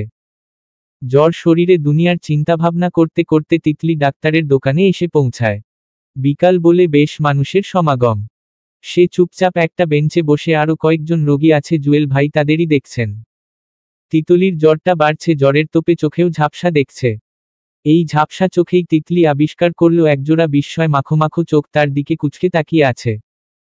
তিতলির হৃদয়ে ঝংকার দিয়ে উঠে, সারা শরীরে এক ভয়াবহ কাঁপন বয়ে যায়। এটা কি জ্বরের কাঁপন, নাকি সেই চিরচেনা পুরুষটাকে 4 বছর পরে দেখতে পাওয়ার কাঁপন? সেটা তিতলি ঠাহর করতে পারল না। সে মাথা নিচু করে নিল। এ যে জাহিদ, সেই জাহিদ হাসান জুয়েল ভাইয়ের সাথে বসে আছে। কতদিন পর দেখল, যেন গুনে গুনে 4টা বছর। তিতলি মাথা নিচু করেই বুঝতে পারছে লোকটা তার দিকেই তাকিয়ে আছে। তিতলির মনে হয় সে এখান থেকে ছুটে পালিয়ে যেতে। যেই ছেলেটার সাথে কখনো সেরকম কথাই হয়নি, তার সামনে আসার পরে তিতলির জবান বন্ধ হয়ে গেল, সারা শরীর অসাড় হয়ে যাচ্ছে। তবুও তিতলি উপরে তাকালো না। কি দরকার? খানিকক্ষণ পরেই জুয়েল ভাই তিতলিকে বলল, কি ব্যাপার তিতলি? চোখ মুখ লাল হয়ে গেছে যে, জ্বর নাকি? তিতলি কোন কথা না বলে জুয়েল ভাইয়ের দিকে তাকায়। শুষ্ক ঠোঁটে কিছু বলার আগেই জুয়েল সবকিছু বুঝে নেয়। সে থার্মোমিটার তার দিকে এগিয়ে দেয়। তিতলির জ্বর 104। জুয়েল ভাই হেসে বলল, এই জ্বর নিয়ে বসে আছো? বেশি খারাপ লাগছে? তিতলি মাথা নাড়ে। অর্থাৎ তার খারাপ লাগছে না। জাহিদ তখনও স্তব্ধ হয়ে তাকিয়ে আছে, চোখে সেই সরল চাহনি। ওষুধ নিয়ে তিতলি বাড়ির দিকে রওনা হয়। তার শরীর হালকা কাঁপছে। কিছুক্ষণ হাঁটার পর তিতলির মনে হলো কেউ তার পিছু পিছু আসছে। মাথা ঘুরিয়ে সে জাহিদকে দেখে অবাক হয়। সেই আগের বেশে, সাদা প্যান্ট, সাদা টি শার্ট। তিতলি তড়িঘড়ি করে হাঁটার চেষ্টা করে, কিন্তু জ্বর নিয়ে কি আর বেশি দ্রুত হাঁটা যায়? শরীর ঝিমিয়ে আসে। জাহিদ তার কাছাকাছি চলে এসেছে। তখনই তিতলি একটা রিকশা ডেকে উঠে পড়ে। আর জাহিদ অবাক হয়ে তিতলির যাওয়ার দিকে তাকিয়ে থাকে। তিতলি জানে না সে কেন জাহিদের থেকে পালাচ্ছে, সে শুধু এতটুকুই জানে জাহিদ তার সামনে আসা মাত্রই তিতলি কেঁদে দেবে, এতদিনের বাঁধভাঙ্গা দুঃখ আসর সাজিয়ে আসবে কি দরকার। সে জানে লোকটার সাথে তার কোন ধরাবাঁধা প্রেমের বন্ধন ছিল না, কিন্তু কিছু একটা ছিল যার আগুনে দুজনেই পুড়েছে। বাসায় এসেও তিতলি কারো সাথে কোন কথা বলল না। ওষুধ খেয়ে চুপচাপ কাঁথামুড়ি দিয়ে শুয়ে পড়ে। জ্বরের তোপে নাকি ব্যথার তোপে বুঝল না, ডাগর লাল চোখের কার্নিশ বেয়ে অঝরে পানি ঝরতে লাগল। জাহিদ চুপচাপ কিছুক্ষণ হাঁটে, তারপর সেই মাঠে যায় যেই মাঠে বহু বছর আগে বৃষ্টির সাথে অভিমান করে বলেছিল বৃষ্টির পানিতে তার কষ্টগুলো ধুয়ে যাচ্ছে নাকে। সবুজ ঘাসে শুয়ে জাহিদ আকাশের দিকে তাকায়। তার পুরনো কষ্টটা 4 বছর পরে দেখল। জাহিদ এবার আকাশের দিকে তাকিয়ে কোন অভিযোগ করল না, শুধু বুকে চিনচিন ব্যথা অনুভব করল। সেই পুরনো ব্যথা যা সে বয়ে বেড়াচ্ছে বহুদিন ধরে। তার মনে পড়ে সেই দিনগুলোর কথা, তিতলির বিয়ে হওয়ার পরে জাহিদ অনেক ভেঙে পড়েছিল, খাওয়া ঘুম সবকিছু ছেড়ে দিয়েছিল। তখন তার ফাইনাল পরীক্ষা সামনে। ছেলের এমন করুণ অবস্থার কারণ তার বাবা মা খুঁজে পেল না। জাহিদ ঠিক করল সে আর মেডিকেলের ফাইনাল এক্সাম দেবে না। এমন কথা শুনে সবার মাথায় আকাশ ভেঙে পড়ে, বলে কি এই ছেলে। সবাই কত বুঝায় কিন্তু জাহিদ গো ধরে বসেই আছে, সে এক্সাম দেবে না। কারণ জানতে চাইলেও কিছু বলে না, মুখে কোলপ এঁটে বসে আছে। ভীষণ দেখতে সুন্দর জাহিদ কালো রোগা হয়ে গেল। তারপর সে একদিন স্বপ্ন দেখল, স্বপ্নে তিতলির সাথে বসে গল্প করছিল। গল্প করার এক পর্যায়ে তিতলি কেঁদে ফেলে। যেমন তেমন কান্না না, কেঁদে জাহিদের বুক ভাসিয়ে দেওয়ার মতো কান্না। জাহিদের প্রেমী মন মরিয়া হয়ে বলে, কি ব্যাপার, কাঁদো কেন? কি দুঃখ তোমার? তিতলি জাহিদের দিকে তাকিয়ে বলে, আপনি পড়ালেখা কেন ছেড়ে দিয়েছেন? আপনি বড় ডাক্তার হবেন, সেটা আমার স্বপ্ন ছিল। জাহিদ অসহায়ভাবে তিতলির কান্নারত চোখের দিকে তাকিয়েছিল। তিতলি আবার বলে, আপনি আমার স্বপ্ন ভেঙে দিয়েছেন। স্টেথোস্কোপ গলার ডাক্তার জাহিদ হাসানকে আর দেখা হলো না। ছি, আমার এই সামান্য স্বপ্নটাও পূরণ হলো না। জাহিদ সজোরে মাথা নেড়ে বলেছিল, না না, আমি পূরণ করব। সেই থেকে জাহিদ পুরোদমে আবার লেখাপড়া শুরু করেছে আর সফলভাবে একজন ডাক্তারও হয়েছে। জাহিদ ভাবছে সেদিন সে তিতলিকে স্বপ্নে দেখেনি, বরং তার ভাগ্যকে দেখেছিল। বহুদিন পরে সশরীরে তিতলিকে দেখে জাহিদের একটু অন্যরকম লাগছিল, মেয়েটা ঠিক আগের মতোই আছে। সে বেশি কিছু বলতে এগিয়ে যায়নি, বরং সে এটা জানতে গিয়েছিল যে তিতলি ভালো আছে কিনা, কিন্তু ও পালিয়ে গেল। জাহিদ ভ্রুকুচকে ভাবে সবকিছু ঠিক আছে কিনা কে জানে। জাহিদ ভাবল একবার তিতলিদের বাড়ির দিকে যাবে, যা হয় হোক একটু কথা বলতে পারলেই হলো। তার মন সায় দিল না, স্বামীর ঘরে চলে গেছে, এখন একটু কথা না বললেই ভালো। তিতলির স্বামী আরেকজন, পুরো তিতলি আরেকজনের দখলদারির মানুষ, এটা ভাবলেই জাহিদের শরীর অবশ হয়ে আসে। 28 বছরের জাহিদের বুকে আগুনজ্বালা অনুভূত হয়। সে জানে এই ছোট মেয়েটার জন্য কত নির্ঘুম রাত তার সাথী, কত আজেবাজে চিন্তা তার সাথী, কত চোখের পানি তার সাথী। এরপর থেকে তিতলি জাহিদকে ভুলার অপ্রাণ চেষ্টা করেছে, কি দরকার লোকটার দিকে আরেকবার তাকানোর। তাদের দুজনের ছন্দ এখন ভিন্ন, মাঝখানে আকাশ পাতাল ব্যবধান। এর মাঝেই খোকন মিয়া একদিন এক ঘটক দিয়ে তিতলির বিয়ের পাকা কথা ঠিক করে ফেলে। ছেলে কিছুদিন আগে তার বাবার কাছে আসার বাহানায় তাকে দেখে গিয়েছে। আর ছেলে বললে ভুল হবে, লোকটা একজন মধ্যবয়স্ক পুরুষ।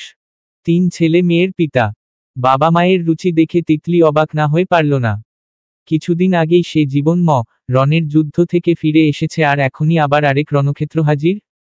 মাজেদা অবশ্য গাইগুই করে বলল, মেয়ে আমার চাঁদের মতো, এমন বেডার সাথে বিয়া দেওয়া কি ঠিক? খোকন মিয়া চেতে উঠে মুখ ভেঙচিয়ে বলে, চাঁদের মতো? চাঁদ হইয়া জামাই আটকাইতে পারছে নাকি, এই চাঁদ দিয়া কি করব? ডিভোর্সি মাইয়াদের বিয়া দিতে কত ঝামেলা, এই পাত্র রাজি হইছে এই ঢের। সংসারে তেমন ঝামেলা নাই, বয়স্ক মা আর 3টা বাচ্চা। তিতলি যখন দেখল পরিস্থিতি তার ধারণার বাহিরে চলে যাচ্ছে, তখন সে বেরিয়ে আসে, এবার নিজের জন্য হলেও কথা বলতে হবে। সে মুখ খোলার আগেই খোকন মিয়া বলে, ওরে ঘরে যাইতে কও, আজ সন্ধ্যায় বিয়া। বেশি চোদরবোদর করলে গলা টিপ্পা মাইরা ফেলমো। তিতলি স্তব্ধ হয়ে তাকিয়ে আছে। সে বলে, আব্বা আমি এই বিয়ে করব না। আমিও আর তোরে পালতে পারুম না। হে বিয়া করতে রাজি হইছে এই অনেক। তিতলি শ্বাস আটকে বলে, আমি এতটাই ফেলনা? ফেলনাই রাস্তার কুকুর সহ তোরে দেখলে নাক ছিটকায়। তোর জন্য রাস্তাঘাটে বের হইতে পারি না। নিজের নাক কান তো কাটছিসি, সাথে আমাদেরটাও। এত আল্লাহর কাছে দোয়াকরি, তুই মরতে পারছো না নাকি? তোর জন্য আল্লাহ মরণ লেখে নাই? বাবা মায়ের এমন হাজারো তিক্ত কথা সেই আগের ঘটনা। তিতলি চোখে মুখে পথ দেখে না, আপন মানুষই যদি এমন হয় তাহলে সে কিভাবে বাঁচবে। ঠিক ঠিক সন্ধ্যাবেলা পাত্র এসে হাজির। তিতলি জানালা দিয়ে তাকিয়ে দেখে মধ্যবয়সী এক পুরুষ আসছে। সে তার প্রয়োজনীয় কাগজপত্র আর কিছু কাপড় একটা ব্যাগে নিয়ে আল্লাহর নাম নিয়ে বেরিয়ে পড়ে। বাড়িতে কেউ এখনো জানে না সে যে চলে যাচ্ছে। আর জানলেও কি, তারা তো চায় তিতলি মরে যাক, এবার থেকে না হয় মৃত বলেই জানবে। সন্ধ্যা 6:30টার বাসে তিতলি ঢাকার উদ্দেশ্য নিয়ে বাসে উঠে যায়। তার মনে এবার জেদ বাসা বেঁধেছে, দরকার পড়লে সে গার্মেন্টসে কাজ করে বাঁচবে, তারপরও নিজের অধিকার নিয়ে। চলন্ত বাসে বসেই তিতলি হু হু করে কেঁদে ওঠে। তার জীবনে কি সুখ নেই? কই তার সোনার হরিণ? তিতলি জানালার পাশে বসে রাতের আকাশ দেখছে। কিছুক্ষণের মাঝেই নির্দিষ্ট গন্তব্যে পৌঁছে যায়। রাসেলের সাথে বিয়ের সুবাদে এই এলাকাটা তার কাছে পরিচিত, এর বেশি সে ঢাকার কোনো কিছুই চিনে না। রাসেল কখনো তাকে বাহিরে নিয়ে যায়নি। সব সময় রুম্পার পছন্দসই জিনিসপত্রই তার ব্যবহার করতে হয়েছে। রাত 2টায় সে ঢাকা মিরপুর 10-এ গিয়ে পৌঁছায়। রাসেলরা থাকে মিরপুর 2, সেকেন্ড ইচ্ছা করেই দূরে এসেছে। এত রাতে কোথায় যাবে? পরিচিত কেউ নেই যে তার বাসায় যাবে। রাত 2টায়ও ঢাকা বেশ সজাগ, কিছু কিছু দোকানপাট বন্ধ হলেও বেশিরভাগই খোলা। কথায় আছে না, রাতের ঢাকা শহর জীবন্ত হয়ে উঠে। তিতলির চোখ ছাপিয়ে কান্না আসছে। এই ঢাকায় সে বিয়ের বারই প্রথম এসেছিল, সুখের আশায় এসে এক আকাশ দুঃখ নিয়ে ফিরেছে। এবার সে এসেছেই এক আকাশ দুঃখ নিয়ে, এবার বোধ হয় আরও বেশি দুঃখ তার জন্য অপেক্ষা করছে। আশেপাশের কয়েকজন তার দিকে বাঁকা চোখে তাকাচ্ছে, যেন অদৃশ্য লকলকে জিহ্বা বের করে আছে। তিতলির গা শিরশির করে উঠে। সে উঠে আরেকটু সামনে গিয়ে দাঁড়ায়। এভাবেই ঘোরাফেরা করতে করতে ফজরের আজান পড়ে আলো হওয়ার আগেই মুসল্লিরা মসজিদের উদ্দেশ্য নিয়ে বের হয়। তিতলি যেই টং দোকানে বসে আছে তার সামনের 7তলা বাড়ি থেকেই এক বৃদ্ধলোক বের হয়ে আসে, এক পলক তিতলির দিকে তাকিয়ে চলে যায়। আসার সময়ও লোকটা তিতলির দিকে তাকায়, তারপর কি মনে করে এগিয়ে আসে। লোকটাকে এগিয়ে আসতে দেখে তিতলি চুপসে যায়। ভয়ার্ত চোখে আশেপাশে তাকায়। লোকটা অমায়িক হেসে বলে, তুমি কে? এখানে দাঁড়িয়ে আছো কেন? তিতলি কি উত্তর দেবে বুঝতে পারছে না। সে আমতা আমতা করতে থাকে। বৃদ্ধা বুঝি মেয়েটার অসহায় চাহনির ভাষা বুঝতে পারে। ঢাকায় নতুন? তিতলি এবার মাথা নাড়ে। উনি বলে, কোথায় যাবে? যাব। আসলে ভোরের আলো ফুটলেই কোন মেসে উঠার চেষ্টা করব। মেসের টাকা দিতে পারবে? তিতলির কাছে বর্তমানে 5,000 টাকা আছে। সে মাথা নেড়ে সায় দেয়। লোকটা তখন এক দৃষ্টিতে তার দিকে তাকিয়ে বলে, আমি মুহাম্মদ আলী। এই বাসাটা আমারই। 6তলা 7তলা মেয়েদের মেসের জন্য ভাড়া দেই। কয়েকটা সিট খালি আছে, টাকাও একটু বেশি, কিন্তু এই বাসায় নিয়ম কানুন করা, টিকতে না পারলে আউট। তিতলি যেন ঠিক বিশ্বাস করতে পারল না। সে বলল, সত্যি? মুহাম্মদ আলী হেসে বলেন, সত্যিটা কিভাবে বুঝাই? আচ্ছা, কিছুক্ষণ পরে মেয়েরা যে যার কাজে বের হবে, তখন দেখো, আর বিশ্বাস হলে উপরে আসো। আমি 4তলায় আছি। সকাল 7টায় তিতলি সেই বাসায় 6তলায় একটা রুমে উঠে যায়। এই রুমে মোট 2 জন। তার রুমমেট ইতু। মেয়েটা হাসি খুশি তাকে দেখে বেশ আপনভাবে সবকিছু বুঝিয়ে দিচ্ছে। ইতু এবার অনার্স প্রথম বর্ষ, বলতে গেলে তিতলির সমবয়সী। তিতলি বিকালের দিকে বেরিয়ে পড়ে সবকিছুর আগে একটা কাজ জোগাড় করতে হবে। কাজ ছাড়া পেট চলবে না। রাতের 8টা পর্যন্ত তিতলি হন্যে হয়ে এদিকে ওদিক ঘুরে, কিন্তু চাকরি কি এত সোজা? কি মনে করে মাকে একটা ফোন দেয়, কিন্তু মাজেদা বেগম তাকে অশ্রাব্য ভাষায় গালাগালি করে দেয়, সাথে তার বাবাও। সে জানতো তারা তাকেই অপবাদ দেবে, কিন্তু এত নোংরা অপবাদ আর গালি যে দেবে সে কল্পনাও করেনি। এর মাঝে একটা ছিল। এই জন্যই তো বলি, এত ভালো জামাই রাইখা কেন চইলা আসে, তুই লাঙ্গ রাখতে কই গেছস? বেজন্মা একটা জন্ম দিছি। বিষ খাইয়া মর, আর কোনোদিন এই নাম্বারে ফোন দিবি না। আমাদের নাক কান কেটে গেলি না, আজকে থাইকা আমার মাইরা মইরা গেছে। বাবা মায়ের এমনতর কথায় তিতলি হতবাক। পৃথিবীতে কয় ধরনের বাবা মা হয়? তার বাবা মা তাকে একটুও বুঝে না কেন? তিতলির মাথা ভার হয়ে আসে। চুপচাপ তিতলি বাসায় ফিরে আসে। আজ ইতুর রান্নার দিন ছিল, তাই সে রান্না করে রেখেছে। তিতলি চুপচাপ খেয়ে নেয়। আগামীকাল তার রান্না করার পালা। ইতু জানায় রান্না যেমনই হোক সে মজা করেই খাবে। তিতলি ইতুর কথা শুনে হাসে, এই মেয়ে তো আর জানে না তার রান্নার হাত পাকা। পালা করে 15 দিন ঘুরেও তিতলি কোন কাজ পেল না। এমনি চাকরি খুঁজতে খুঁজতে বিকাল হয়ে আসছে, কিন্তু রোদের তেজ প্রখর। তিতলি ক্লান্ত হয়ে একটা বেঞ্চে বসে হাতের অবস্থা খুব খারাপ, আর বেশি হলে 2-1 দিন চলতে পারবে। তখন চোখ যায় একটু দূরে, বছর 5-এর একটা বাচ্চা মেয়ে দাঁড়িয়ে কাঁদছে। উৎসুক হয়ে তিতলি এগিয়ে যায়। সে জানতে পারে মেয়েটার নাম সুহানা, সে স্কুল থেকে হারিয়ে গেছে। তিতলি এক নজর মেয়েটার দিকে তাকিয়ে বুকটা চিনচিন করে ওঠে। তারপর সুহানার কাছে থেকে বাসায় ঠিকানা জানতে চাইলে সুহানা তোতা পাখির মতো বলে। তিতলি হেসে সেই ঠিকানার উদ্দেশ্য হাঁটতে থাকে। মিনিট 5-এর পথ, তারপরই তারা সুহানার বাড়িতে চলে আসে। সুহানার মা তো তাকে না পেয়ে হয়রান, মেয়েকে ফিরে পেয়ে কান্নায় ভেঙে পড়ে। উপকারের বদলে তিতলি কি চায় জানতে চাইলে তিতলি হেসে বলে, উপকার করলে বিনিময় নিতে হবে কেন? তিতলির কথা সুহানার মা রামিমের অনেক পছন্দ হয়। উনি তিতলির কাছে জানতে চায় তিতলি কি করে, লেখাপড়া করে কিনা। উনি চায় তিতলির এডুকেশন ব্যাকগ্রাউন্ড ভালো হলে তার কাছেই সুহানাকে টিউশন পড়াবে। তিতলি বুদ্ধি খাটিয়ে পেট চালানোর ধান্ধায় একটা মিথ্যা কথা বলে ফেলে। সে বলে হ্যাঁ, অনার্স প্রথম বর্ষে পড়ে। কিছুক্ষণ কথাবার্তা বলে 5,000 টাকা বেতনে তিতলির ছোট চাকরিটা কনফার্ম হয়ে যায়। হাসি খুশি মনে তিতলি বেরিয়ে যায়। সে ভেবেই দেখেনি সে টিউশনি করাতে পারে। তারপর কম বেতনের মধ্যে আরও 4টা টিউশনি পেয়ে যায়। এই টাকায় তার জীবন বেশ আরামে চলে যাবে, যদিও টানাটানি হবে, কিন্তু সে বেশ মানিয়ে নেবে। বছরের শুরু আসলে তিতলি ইতুর পরামর্শে অনার্স প্রথম বর্ষে রাষ্ট্রবিজ্ঞান নিয়ে ভর্তি হয়ে যায়। আজকাল তিতলি বেশ ব্যস্ত সময় পার করছে।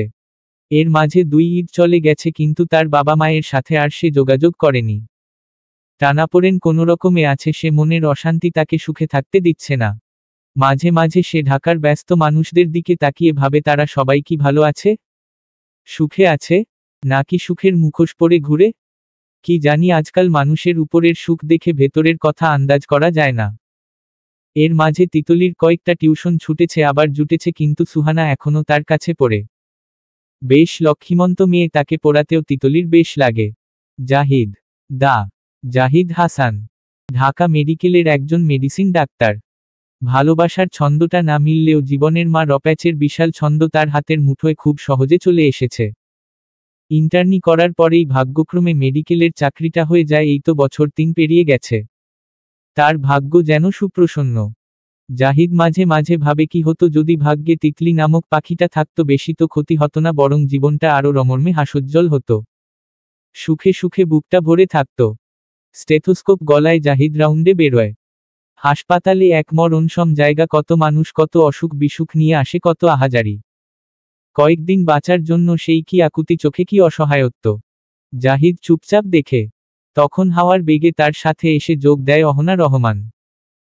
দুজনে একসাথেই হাসপাতালে জয়েন করেছিল। সেই থেকে টুকটাক কথাবার্তা, হাসপাতাল নিয়ে আলোচনা করতে করতে সম্পর্কটা বন্ধুত্বের দিকেই ধাবিত হচ্ছে। কিন্তু জাহিদের সুচালো বিচক্ষণ মন জানে অহনা মোটেই তাকে বন্ধুর কাতারে ফেলে না, তার নারী চোখে প্রণয়। তাই তো জাহিদ আজকাল অহনার সাথে কম কথা বলার চেষ্টা করে। কি দরকার মনের মন্দিরে যত্ন করে লুকিয়ে রাখা ছোট পাখির ছবিটা মুছে ফেলার।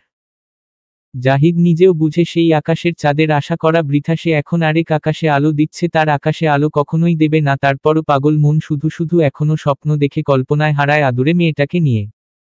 অহনার হাসিমুখের দিকে জাহিদ এক পলক তাকিয়ে চোখ সরিয়ে নেয়।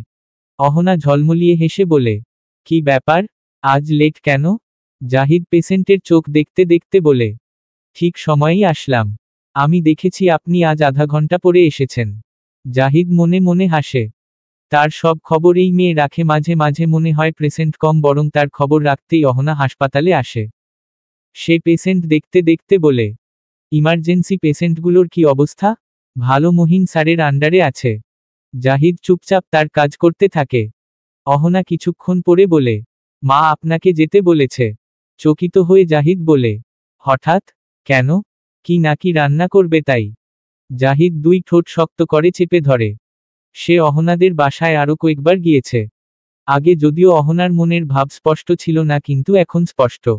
সুতরাং এখন আর সেই বাসায় এত সহজে যাওয়া যাবে না। অহনা তখনও চাতক পাখির মতো উত্তরের আশায় তার দিকে তাকিয়ে আছে।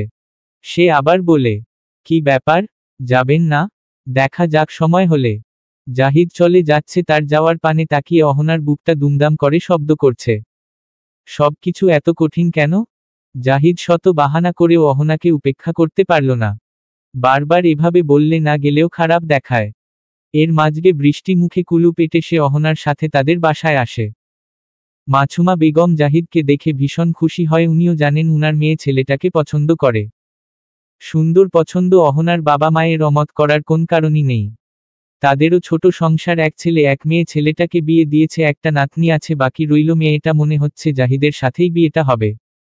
প্রথম থেকেই তিনি জাহিদকে ভীষণ পছন্দ করেন। বাহিরের মুষলধারে বৃষ্টি হচ্ছে, মাছুমা বেগম আহ্লাদি হয়ে বললেন, আজকে বাবা ডাব চিংড়ি রান্না করেছি, সাথে আরো নানান খাবার, তাই ঝটপট তোমার কথা মনে হলো তোমাকে রেখে মায়ের মুখে খাবার যাবে। জাহিদ হাসি মুখে উনার কথা শোনে। তারপর সবাই খাবার খেতে বসে। এর মাঝেই কলিং বেল বেজে উঠে। সুহানার মা রামিম দৌড়ে গিয়ে দরজা খুলে। ভিজে জবুথবু হয়ে তিতলি দাঁড়িয়ে আছে। উনি অবাক হয়ে বলল, আজকে না আসলেও হতো। তিতলি হেসে বলে, সুহানাকে না দেখে থাকতে ইচ্ছা করে না। রামিম হেসে উঠে তারপর দুজনে ড্রয়িং রুমে এসে দাঁড়ায়। রামিম জোর গলায় সুহানাকে বলে, তাড়াতাড়ি খাবার ফিনিশ করো, তোমার মিস এসেছে। তার কথায় সবাই এদিকে তাকায়। সাদা শার্টে সুচালো সেই চেহারার সাথে ফর্সা মুখটার চোখাচোখি হতেই বিনা বজ্রপাতে দুজনের হৃদয় স্থির হয়ে যায়। জাহিদ তখন হেসে সবার সাথে কথা বলেছিল, তার কথা থেমে যায়। দুই জোড়া চোখ তখনও একে অপরের দিকে আটকে আছে। তিতলির ঠোঁটজোড়া মৃদু কেঁপে উঠে, বিরহে নাকি বৃষ্টির তোপে কে জানে। নিয়তি, মাঝে মাঝে নিয়তি এত ভয়ঙ্কর হয়। তিতলির মনে হচ্ছিল সবকিছু থেমে গেছে, সে মাথা নিচু করে নেয়। মাছুমা বেগম তিতলিকে বলে, দেখো তো মেয়ের কি অবস্থা, বৃষ্টিতে না আসলেও পারতে। এখন এসেছো যখন, আসো আমাদের সাথে খাবার খেতে বসো। তিতলি সজোরে মাথা নাড়িয়ে বলে, না না আন্টি, আমি খেয়ে এসেছি, আপনারা খান। এটা বলে তীরের বেগে সুহানার রুমে চলে যায়। জাহিদ পাথরের মতো জমে গেছে। বুকের হৃৎপিণ্ড কি থেমে গেল নাকি? মাথায় অজস্র প্রশ্ন ঘুরপাক খাচ্ছে। মাছুমা বেগম নিজ থেকেই বললেন, মেয়েটা এত লক্ষ্মী আর পোড়ায়ও ভীষণ ভালো। জাহিদ আর খাবার খেতে পারে না। বহু দিনের গভীর ক্ষতে কেউ যেন আবার নতুন করে খুঁচিয়ে রক্তাক্ত করে দিয়েছে। এই যে বুকটা জ্বলছে, তার ব্যক্তিত্বের সাথে এসব যায়, কিন্তু প্রেমী মনটার সাথে সব যায়। খাবার খেয়ে জাহিদ আজ অকারণেই অনেকক্ষণ অহনাদের বাসায় বসে গল্প করল। মুখে যদিও সবার সাথে হাসি মুখে কথা বলল, মনটা পড়ে আছে সামনের রুমটায়, যেই মানুষটা ওইখানে বসে আছে তার অপেক্ষায়। কতদিন পরে একটু দেখা, বের হলে আরেকটু মন ভরে দেখা যাবে, সেই আশায় জাহিদ চাতক পাখির মতো তাকিয়ে আছে। তিতলি সুহানাকে পড়ালেও সে বাহিরের কথা শুনে বুঝতে পারে জাহিদ এখনো আছে। একবার না জেনে লোকটার সামনে দিয়ে আসতে পারলেও আরেকবার যাওয়ার সাধ্য নেই। তার কিসের জানো ভয় লাগে? হঠাৎ এই বাসায় জাহিদ কেন? অহনা আপুর সাথে নিশ্চয়ই এসেছে। তাদের কি কোন সম্পর্ক আছে? তারা কি সম্পর্কে আছে? থাকতেই পারে দুজনেই ডাক্তার। এসব ভাবতে ভাবতে তিতলির বুকটা যেন ধুকপুক করে উঠে। প্রায় 2 ঘন্টা পরে তিতলি বেরিয়ে আসে। বুঝতে পারে জাহিদ চলে গেছে। দুর্বল শরীরে তিতলি রাস্তায় গিয়ে দাঁড়ায়। ঝিরিঝিরি বৃষ্টিতে রিক্সাভর্তি মানুষ সাই সাই করে নিজ গন্তব্যের দিকে ছুটে যাচ্ছে। মাথার উড়নাটা ভালো করে টেনে নেয়। তারপর আস্তে ধীরে নিজ গন্তব্যের দিকে পা বাড়ায়। রিক্সা নিয়ে বাসায় যাওয়া তার জন্য বিলাসিতা। ঢাকায় রিক্সা ভাড়া যেন আকাশছোঁয়া। অল্প আয় রিক্সায় চড়ার সাধ্য কোনোটাই তার নেই। তিতলি চুপচাপ হাঁটতে থাকে। বহু বছরের পুরনো মানুষটাকে দেখে বুকটা কেমন করছে, অথচ কিসের সাথে কিসের তুলনা। তার মতো মেয়েকে কেন জাহিদের মতো মানুষ আর পছন্দ করবে? জাহিদের পছন্দ থাকবে এখন তার সাথেই মানানসই। আশ্চর্যজনকভাবে তিতলির চোখের পানি বাধা অতিক্রম করে পড়তে শুরু করল। বৃষ্টির পানির সাথে যা মিলেমিশে একাকার। এই কান্না কিসের? অহেতুক কান্না। সেই তো জাহিদকে উপেক্ষা করে চলে গিয়েছিল, বলতে গেলে যেতে বাধ্য হয়েছিল। তিতলি তার বাসায় চলে আসে। বোকা তিতলি বুঝতেও পারল না অতি ধীরগতিতে একটা সিএনজি তার পিছু পিছু বাসা অবধি এসেছে। সেই সিএনজিতে বসে আছে জাহিদ।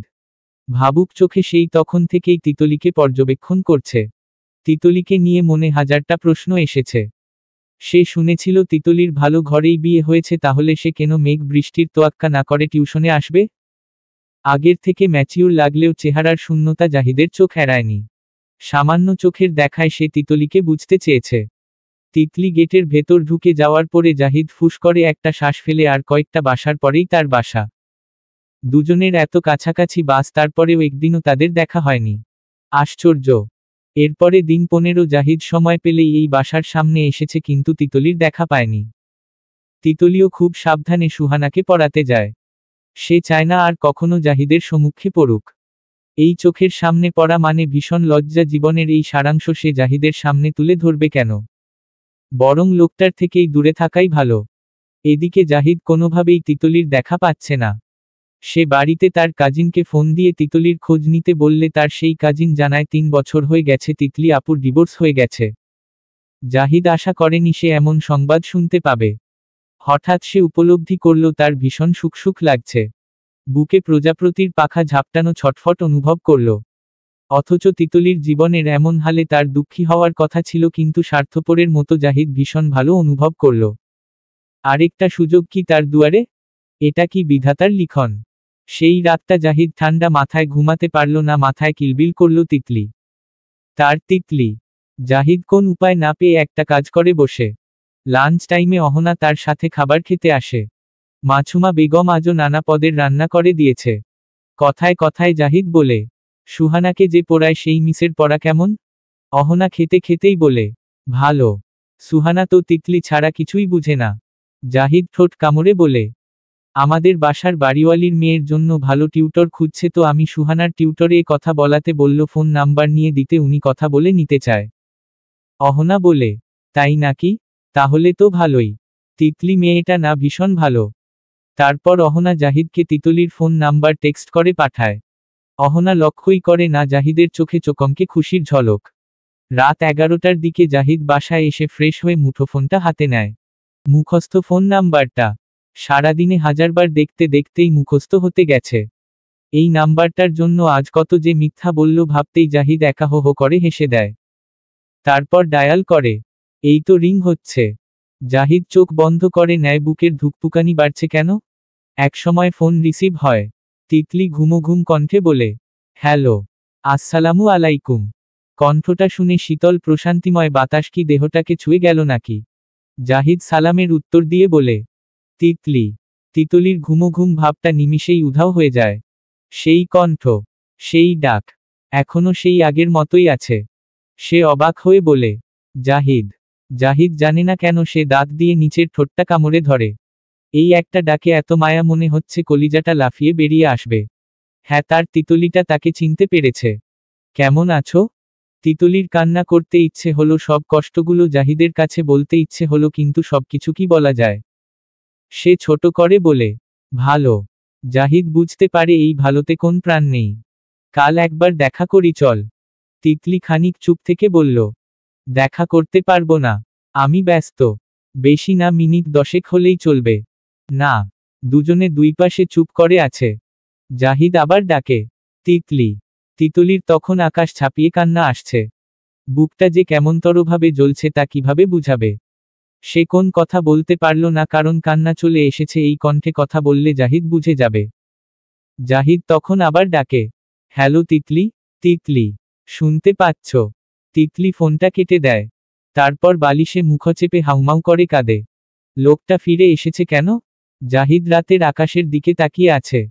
কানে এখনো ফোনটা। সে বিড়বিড় করে বলে, এখনো আগের মতোই ভালোবাসি। বুঝেছ? বুঝেছ তুমি? সারারাত তিতলি ঘুমাতে পারেনি। বুকে কি যে যন্ত্রণা হয়েছে সেটা কাউকে বুঝানো যাবে না। জাহিদের সামনে আরেকবার নিজেকে উপস্থাপন করার একরত্তি শক্তিও তার নেই। এতদিন পরে লোকটা আবার কিসের টানে ফোন দেয়? নিভু নিভু কয়লায় তুষ দিয়ে আবার কি দাউ দাউ করে আগুন জ্বালাতে চায়? রাসেলের ব্যবহারে তিতলির পুরুষদের উপর বিশ্বাস উঠে গেছে। এমন সুন্দর দেখতে রাসেল যদি এমন চরিত্র নিয়ে বাস করে, অন্য সব পুরুষরা কেমন হবে ভাবতেই তার গলা শুকিয়ে আসে, শ্বাস নিতে কষ্ট হয়। রাসেলের চেহারার সাথে চরিত্রের কোন মিল নেই। জাহিদের ক্ষেত্রে আবার ব্যতিক্রম। সে রাতটা খুব আরামে ঘুমালো। ঘুমের ঘোরেই বারবার অনুভব করল তার বুকে নরম একটা দেহ। নিজের উচ্চাকাঙ্ক্ষায় নিজেই লজ্জিত, কিন্তু সত্যি কথা বলতে তিতলিকে একবার শক্ত করে জড়িয়ে ধরতে ইচ্ছে হচ্ছে। ধুয়ে দেওয়া গ্লাসের মতোই তিতলি এখন ঝকমকে, কোন দায়িত্ব আর মেয়েটাকে ধরে নেই। জাহিদ চাইলেই এবার তিতলি নামক সোনার পাখিকে নিজের করে নিতে পারবে। আর চাইলেই কি কথা সে নিজের করে নিবেই। তিতলিকে যে কোনো মূল্যে তার করবে। একবার হারিয়ে কি যে যন্ত্রণা ভোগ করেছিল, এবার আর বরং সে এই যন্ত্রণার থেকে তিতলিকেই নিজের করে নেবে। খুব কি মন্দ হবে ঘুম ঘুম চোখ মেলে বুকের মাঝে আষ্টেপৃষ্ঠে জড়িয়ে রাখা ভালোবাসাটাকে দেখলে? বরং সেই সকালগুলো শান্তিতে কাটবে। আজ হাসপাতালে জাহিদকে বেশ ফুরফুরে লাগছে। বহুদিন পরে প্রেসেন্ট দেখতে দেখতে মুখে মুচকি হাসি লেগেই থাকলো। আজ একজন প্রেসেন্টকেও একটু ধমকও দিল না। অন্যদিন যে দেয় তা না, প্রেসেন্টরা ভাবে সরকারি হাসপাতালের ডাক্তাররা ভালো করে রুগী দেখে না, অবহেলা করে। তাই বারবার এটা সেটা বলে, তাই জাহিদ একটু গম্ভীর হয়ে কথা বলতে চায়, আজ সেই গম্ভীর ভাবটাও তার নেই, বরং হেসে হেসেই কথা বলছে। দূর থেকে অহনা দেখে তারপর জাহিদের পিছু পিছু তার চেম্বারে যায় আর বলে, কি ব্যাপার, আজ ভালো কিছু হয়েছে নাকি? জাহিদ চুপচাপ তাকিয়ে থাকে। তারপর ছোট করে বলে, কেন? এমন মনে হবার কারণ কি? মুখ থেকে হাসি সরছেই না, মনে হচ্ছে স্টেপলার দিয়ে হাসি আটকিয়ে দেওয়া হয়েছে। জাহিদের খুশিটা যে এভাবে প্রকাশ পাচ্ছে আদৌ সে বুঝতে পারেনি। সে হালকা করে বলে, হাসলে নাকি মন ভালো থাকে তাই হাসছি। অহনা ফের পুরনো আবদার করে, মা যেতে বলেছে। জাহিদ মাথা নেড়ে বলে, আজ সম্ভব না, আজ অন্য এক ফ্রেন্ডের সাথে দেখা করার কথা। অহনা অনেক বলেও জাহিদকে রাজি করাতে পারল না। অহনা চলে যাওয়ার পরে জাহিদ তিতলির ফোন নাম্বারে ডায়াল করে। আজ সে তিতলির সাথে দেখা করবে, যেভাবেই হোক দেখা করার জন্য রাজি করাবেই। কয়েকবার রিং হওয়ার পরেও রিসিভ করা হচ্ছে না। জাহিদ চিন্তিত চোখে ফোনটার দিকে তাকিয়ে থাকে। কিছুক্ষণ পর সে তার ডিউটি শেষ করে বেরিয়ে যাবে, তখন নার্সরা এক ইমার্জেন্সি পেশেন্ট নিয়ে আসে। এক নার্স জাহিদকে ডাকলে সে জানায় অন্য ডাক্তার ডাকতে তার ডিউটি শেষ, কিন্তু অন্য ডাক্তাররা তখন ব্যস্ত ছিল। অগত্যা জাহিদকেই সেই পেশেন্টের কাছে যেতে হয়। পেশেন্টকে দেখে তো জাহিদ অবাক, কারণ এটা তিতলি। অজ্ঞান হয়ে বেডে পড়ে আছে। কাছে কয়েকটা ছেলে মেয়ে দাঁড়িয়ে আছে। জাহিদ কি হয়েছে জানতে চাইলে তারা বলে, এই মেয়ে হঠাৎ করেই জ্ঞান হারিয়েছে, কিছুক্ষণ হলো আর জ্ঞান ফিরছে না, তাই তারা এখানে নিয়ে এসেছে। জাহিদের কেমন যেন লাগছে, নিজের শক্তিটা কমে যাচ্ছে বলে ধারণা, নাকি প্রিয় মানুষকে এই হালে দেখেই এমন অনুভব হচ্ছে। তিতলি অনিয়মিত খাবার দাবার গ্রহণ আর অতিরিক্ত দুশ্চিন্তার কারণেই এমন হয়েছে। কিছুক্ষণ পরেই ছেলেমেয়েগুলো চলে গেলে জাহিদ চুপচাপ তিতলির বেডের পাশে বসে থাকে। ব্যাপারটা অস্বস্তিকর, কারণ সবাই তার দিকে তাকাচ্ছে। সবার সুচালো চোখের দৃষ্টি থেকে তিতলিই তাকে রক্ষা করল, তার জ্ঞান ফিরে আসলো। পাশে জাহিদকে দেখে হতচকিত হয়ে যায়, যার থেকে লুকিয়ে থাকার এত সংগ্রাম ভাগ্যের ফেরে সে তারই সামনে। জাহিদের সামনে তিতলির অস্বস্তি হচ্ছিল, তাই সে উঠে যেতে চায়। জাহিদ একটা নার্সকে ইশারায় তার রুমে নিয়ে আসতে বলে। নার্স তিতলিকে জাহিদের রুমে নিয়ে গেলে জাহিদ বলে, তো আপনি খাবার টাবার না খেয়ে মরে যাওয়ার পায়তারা করছেন? তিতলি দুর্বল চোখে জাহিদের দিকে তাকায়। জাহিদ তখনও পূর্ণ দৃষ্টিতে তিতলির দিকে তাকিয়ে আছে। সে বলে, আমি ডাক্তার দেখাবো না। অর্থাৎ জাহিদের সাথে কথা বলতে সে ইচ্ছুক না। জাহিদ মুচকি হাসে। হাসপাতালে এসে বলছো ডাক্তার দেখাবে না? হাস্যকর না ব্যাপারটা? আমি আসিনি, তোমাকে পথচারী নিয়ে এসেছে। তিতলি জাহিদের দিকে আবার তাকায়। সাদা শার্ট, পূর্ণবয়স্ক যুবক। আগের থেকে এখন আরো বেশি ভালো লাগে দেখতে। তিতলির বুক কেঁপে উঠে। এতদিন ভালো করে তাকায়নি, আজ দেখে মনে হচ্ছে সব শেষ হয়ে যাবে। তিতলি আস্তে করে উঠে দাঁড়ায়। জাহিদ বলে, কোথায় যাচ্ছ? তিতলি কিছু না বলেই বেরিয়ে আসে। আজকাল বড় ছিচকাদুনে হয়ে যাচ্ছে। এই যে এখনো চোখের পানি কোন বাধা মানছে না। একটা রিকশা ডেকে সে উঠে পড়ে। তখনই তিতলি কিছু বুঝে উঠার আগেই ঝড়ের গতিতে জাহিদ ছুটে এসে রিকশায় বসে পড়ে। তিতলির দিকে তাকিয়ে বলে, কাঁদছো কেন? তিতলি চোখ ভর্তি পানি নিয়ে মাথা নেড়ে বলে, কাঁদছি না। জাহিদ সামনের দিকে তাকিয়ে মুচকি হাসে। দুজনেই চুপচাপ বসে আছে। এই প্রথমবারের মতো একে অপরের শরীর সামান্য স্পর্শ হচ্ছে, এতেই মনে হচ্ছে বিদ্যুৎ প্রবাহ চলমান। বুকটা ক্ষণে ক্ষণে খামচে উঠছে। কিছুক্ষণ পরে জাহিদ বলে, তিতলি। তিতলি জাহিদের দিকে তাকালে জাহিদ বলে, তোমার বিয়ের দিন ফোন করে যেই কথাটা বলেছিলে সেটা কি আরেকবার শুনতে পারি? আগের মতো করে। তিতলির চোখের পলক পড়ে, নাকি অদ্ভুত আবদার? সেই কথাটা কি করে বলবে? জাহিদ ফোন বের করে রেকর্ড শোনালো। বিয়ের দিন সকালে ব্যথাতুর হৃদয় তিতলি ফুপিয়ে কাঁদছে আর বলছে, আপনাকে খুব ভালোবাসি জাহিদ। সেটা বলা হলো না, কখনোই বলা হবে না ভালোবাসি। তিতলি বিস্ফোরিত চোখে মোবাইল ফোনটার দিকে তাকিয়ে আছে। বিস্ময়ভরা কণ্ঠে বলে, এটা বলার আগেই তো ফোন কেটে দিয়েছিলাম। জাহিদ উৎসুক চোখে তিতলির দিকে তাকিয়ে আছে। কিন্তু লাইনটা বোধ হয় কাটেনি, কাটলে তো আর রেকর্ড হতো না। আমি শুনেছি তোমার না বলা সবটা কথা বলনি। তিতলি খানিক চুপ থাকে। রেকর্ডটা সত্যি? তার স্পষ্ট মনে আছে সে জাহিদকে ভালোবাসি বলেছিল, কিন্তু সে ভেবেছিল ফোন কেটে গেছে, তাই নিজের অব্যক্ত মনের কথাটাই সে বলেছিল, কিন্তু ফোন কাটেনি। এই ভয়েজ রেকর্ডই তার প্রমাণ। তিতলির গলা শুকিয়ে আসে।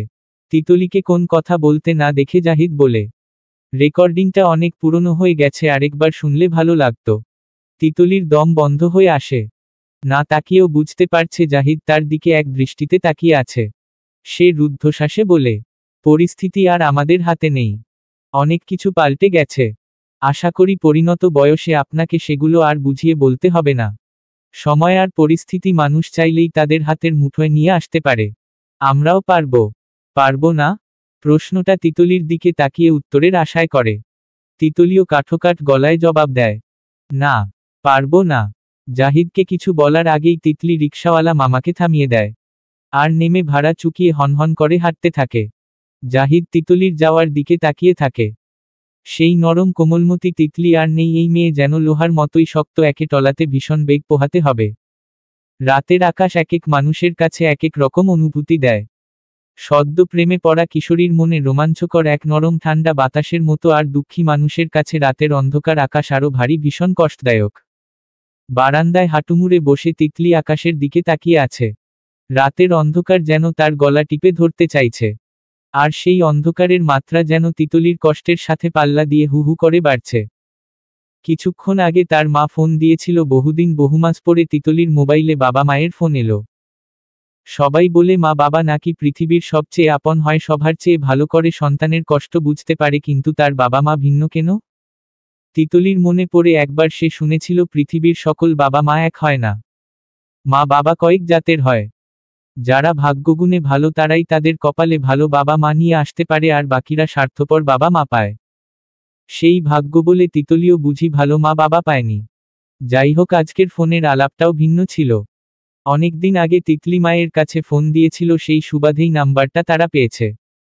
তারা নাকি তিতলির জন্য পাত্র দেখেছে। ছেলে অবশ্য আগেও 2টা বিয়ে করেছিল, কিন্তু কপালগুণে তিতলিকে বিয়ে করতে রাজি হয়েছে। ছেলে বিরাট পয়সাওয়ালা। তিতলি শক্তকণ্ঠে বলে, রাসেলও বড়লোক ছিল, অনেক টাকা ছিল, কিন্তু তার বাড়িতে সুখ ছিল। এই টাকা দিয়ে কি হবে? এই কথা শুনে তিতলির মা বলে, ঢাকা গিয়া তো বা লপাকনা, কথা ভালোই শিখছিস। জলদি বাড়ি আয়। এমন মাইয়া এখনো বিয়ার, বাকি লোকে কি কয়? সমাজে মুখ দেখানোর মতো অবস্থা আছেনি? তিতলি এবার হেসে বলে, তুমি তোমার সমাজ নিয়েই থাকো, আমাকে নিয়ে ভাবতে হবে না। তিতলি আর কোন কথা বলেনি, কলটা কেটে চুপচাপ সেই থেকেই বারান্দায় বসে আছে। মায়ের কটূক্তি, জাহিদের সেই পাগলামি তাকে উদাস করে দিচ্ছে। আজকাল রাত হলেই দমবন্ধ হয়ে আসে। মানুষের মাঝে থাকলে একটু শান্তি লাগে, রাতটা যে কি ভীষণ কষ্ট হয় তা তিতলি এই জীবনে কাউকে বলে বুঝাতে পারবে না। তার কষ্টের বোঝা কমাতেই ফোন কাঁপিয়ে জাহিদের ইচ্ছারা এলো। রিসিভ করবে না করেও 3বারের সময় রিসিভ করে। ঝাঝালো কণ্ঠে বলেছিলাম না আর ফোন দিবেন না, আমার ভালো লাগে না। জাহিদ নির্লিপ্ততা গলায় বলে, তোমার কি অন্ধকার ভালো লাগে তিতলি? তিতলি অন্ধকারের দিকে তাকিয়েই বলে, আর কি ভালো লাগে? আপনাকে ছাড়া সবকিছুই ভালো লাগে। জাহিদ চাপাস্বরে হেসে বলে, আমাকে ভালো লাগতে হবে না, ভালোবাসলেই হবে। এসব বলার জন্য ফোন দিয়েছেন? একা একা বারান্দায় বসে না থেকে নিচে আসো, দুজনে একসাথে চা খাই। মোড়ের দোকানের কাকা খুব ভালো চা বানায়। যাবে?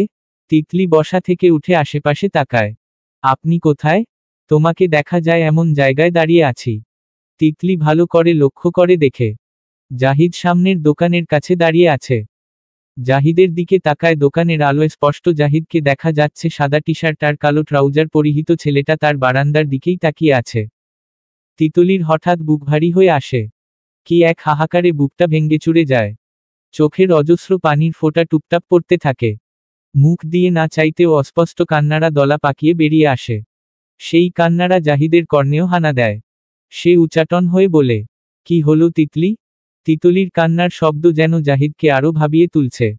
সে আবার বলে, তিতলি, আমাকে বল কি সমস্যা? এবার তিতলি সেই আগের তিতলি হয়ে ফিরে ভীষণ নরম আর ভঙ্গুর কণ্ঠে বলে, কষ্ট হচ্ছে। কেন? আমাকে আর ফোন দিবেন না। আপনি ফোন দিলে আমার বেশি কষ্ট হয়। জাহিদ বারান্দার নারী অবয়ের দিকে তাকিয়ে বলে, ফোন না দিলে তো আরো বেশি কষ্ট হবে। তিতলি কান্নাবিজড়িত গলায় বলে, হোক, জাহিদ কিছু বলার আগেই তিতলি ফোনটা কেটে নাম্বারটা ব্ল্যাকলিস্টে রেখে দেয়। এদিকে জাহিদ চেষ্টা করেও আর তিতলির সাথে যোগাযোগ করতে পারে না। কয়েকদিন কেটে যাওয়ার পরেও জাহিদ তিতলির সাথে যোগাযোগ করতে পারে না। মেয়েটাকে কোনোভাবেই লাইনে আনতে পারছে না। এর মাঝেই জাহিদ তার চাচাতো ভাইয়ের মাধ্যমে জানতে পারে তাদের বাড়িরই এক কাকার সাথে তিতলির বিয়ে ঠিক হয়েছে। কাকার দুটো মেয়ে আছে আর তিতলিরও যেহেতু একটা বিয়ে হয়েছে তাই কেউ আর দ্বিমত করেনি। শুনে জাহিদের মাথায় যেন আকাশ ভেঙে পড়ল। এদিকে তিতলির মা তাকে ফোন করে তার আব্বার অসুস্থতার কথা জানায়। তাড়াতাড়ি বাড়ি না গেলে বাপের জ্যান্ত মুখটা আর নাও দেখতে পারে। এমন খবর শুনলে কোন সন্তানই ঠিক থাকতে পারে না। তিতলিও সকল মান অভিমান ভুলে বাড়ির উদ্দেশ্য নিয়ে বাসা থেকে বেরিয়ে যায়। কিন্তু পথিমধ্যেই জাহিদ তার পথ আটকে দেয়। তিতলির ফুলে উঠা মুখের দিকে তাকিয়ে বুঝতে পারে ঘটনা অন্যভাবে ঘটছে। সে তিতলিকে কোন কথা বলার সুযোগ না দিয়ে হাত ধরে টেনে নিয়ে গাড়িতে উঠায়। তিতলি এতটা অবাক হয়েছিল যে সে কথা বলতেই ভুলে গিয়েছে। তারপর সে বলে, কোথায় নিয়ে যাচ্ছেন? এখানেই। আমার গ্রামে যেতে হবে। জাহিদ ভাবলেশহীনভাবে বলে, যাবে? তিতলি ফুপিয়ে উঠে রুদ্ধ গলায় বলে, ফাজলামি না, আব্বা অসুস্থ। জাহিদ শান্তভাবে তিতলির দিকে তাকিয়ে বলে, জানি তো। তাহলে যেতে দিন। বললাম তো যাবে, সমস্যা নেই, তার আগে আমাদের গুরুত্বপূর্ণ কাজটা সারি।